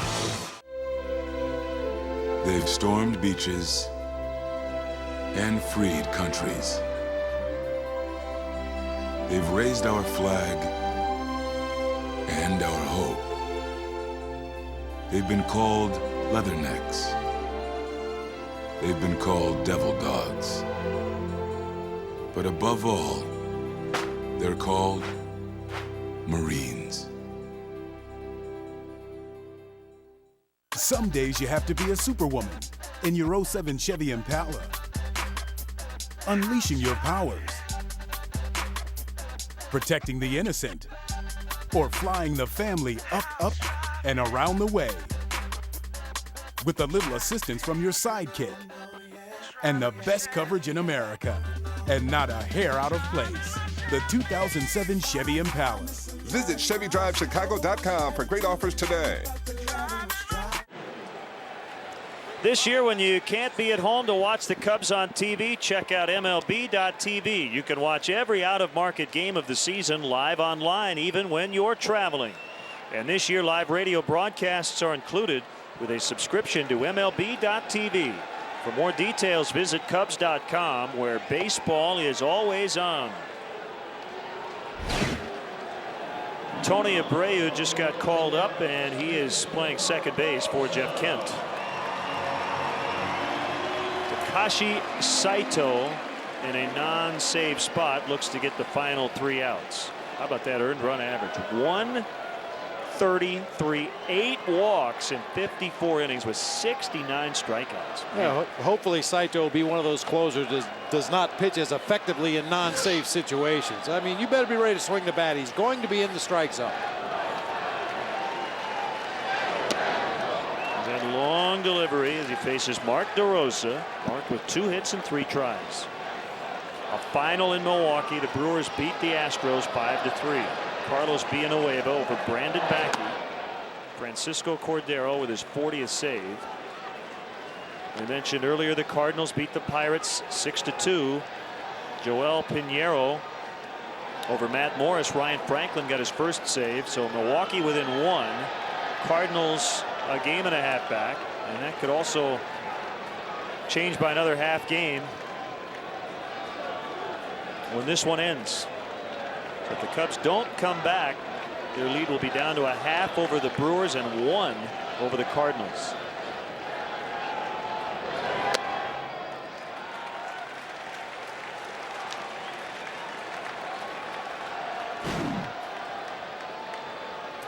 Like a lot of the Asian pitchers that come over to American baseball, Saito's got a lot going on in that delivery.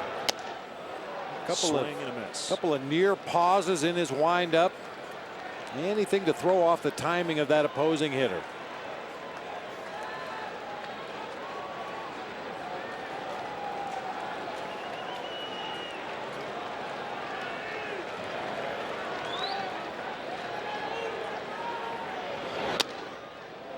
Just off the plate, DeRosa with new life.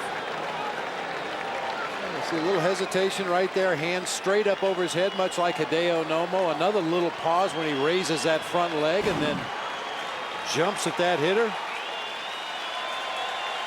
Best earned run average among all pitchers with at least 40 innings. But he walks the leadoff man, Mark DeRosa.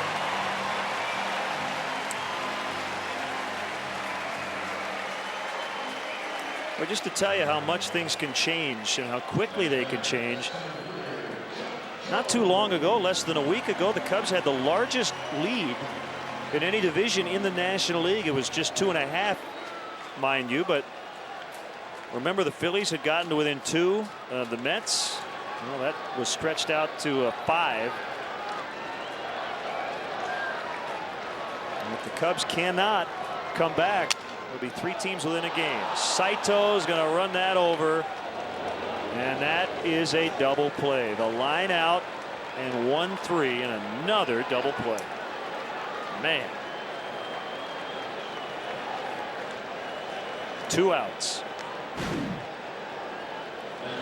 Thought for a moment Saito might misplay that ball. He kind of reacted as if it were hit harder than it really was, but he's able to stay with it, make the easy toss onto Loney for the double play. 5 double plays. Wow. Here's Kendall.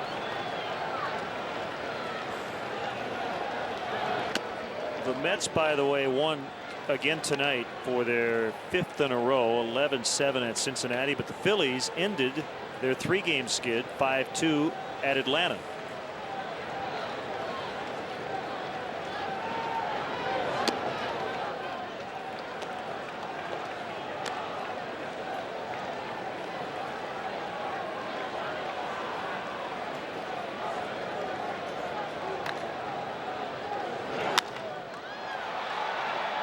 Juan Pierre in center, and that's it. So the best the Cubs can hope for in this series is a split if they could take the final 2. The final tonight, the Dodgers 6 and the Cubs 2. Steve Traschel loses in his Cubs 07 debut. Made his first start tonight for the Cubs since 1999. A quality start. He gave up 3 runs in 6 innings. But Brad Penny was better, and the Cubs now have not only the Brewers but the Cardinals as well. Very, very close. A half a game separating the Cubs and the Brewers, and the Cardinals are only 1 back. Well, somehow the Cubs have to find a way to stop this Dodger offense. Everybody up and down the lineup contributing for Grady Little. Time now for the Nissan drive of the game. Not a home run was hit among the 22 hits, but we're going to go with Andy LaRoche with his RBI double off Kerry Wood in the 7th inning. So the Dodgers sit at 99 home runs. They have not hit one in the series, but Bob, they haven't needed one.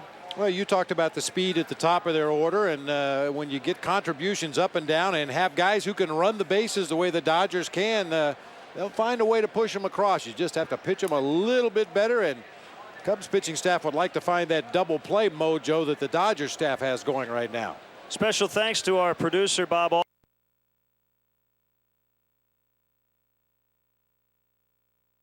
Way through the drive, and Dallas mounts a great looking drive with 2 rushing plays, 7 passing plays. Owens the big man. Witten makes it pay off at the end.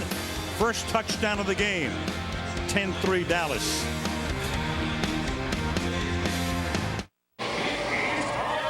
We're not even in the right seats.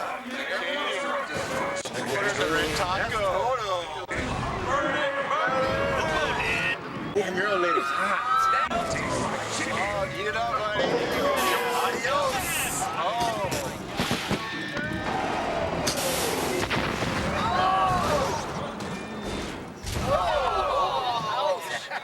Is that part of the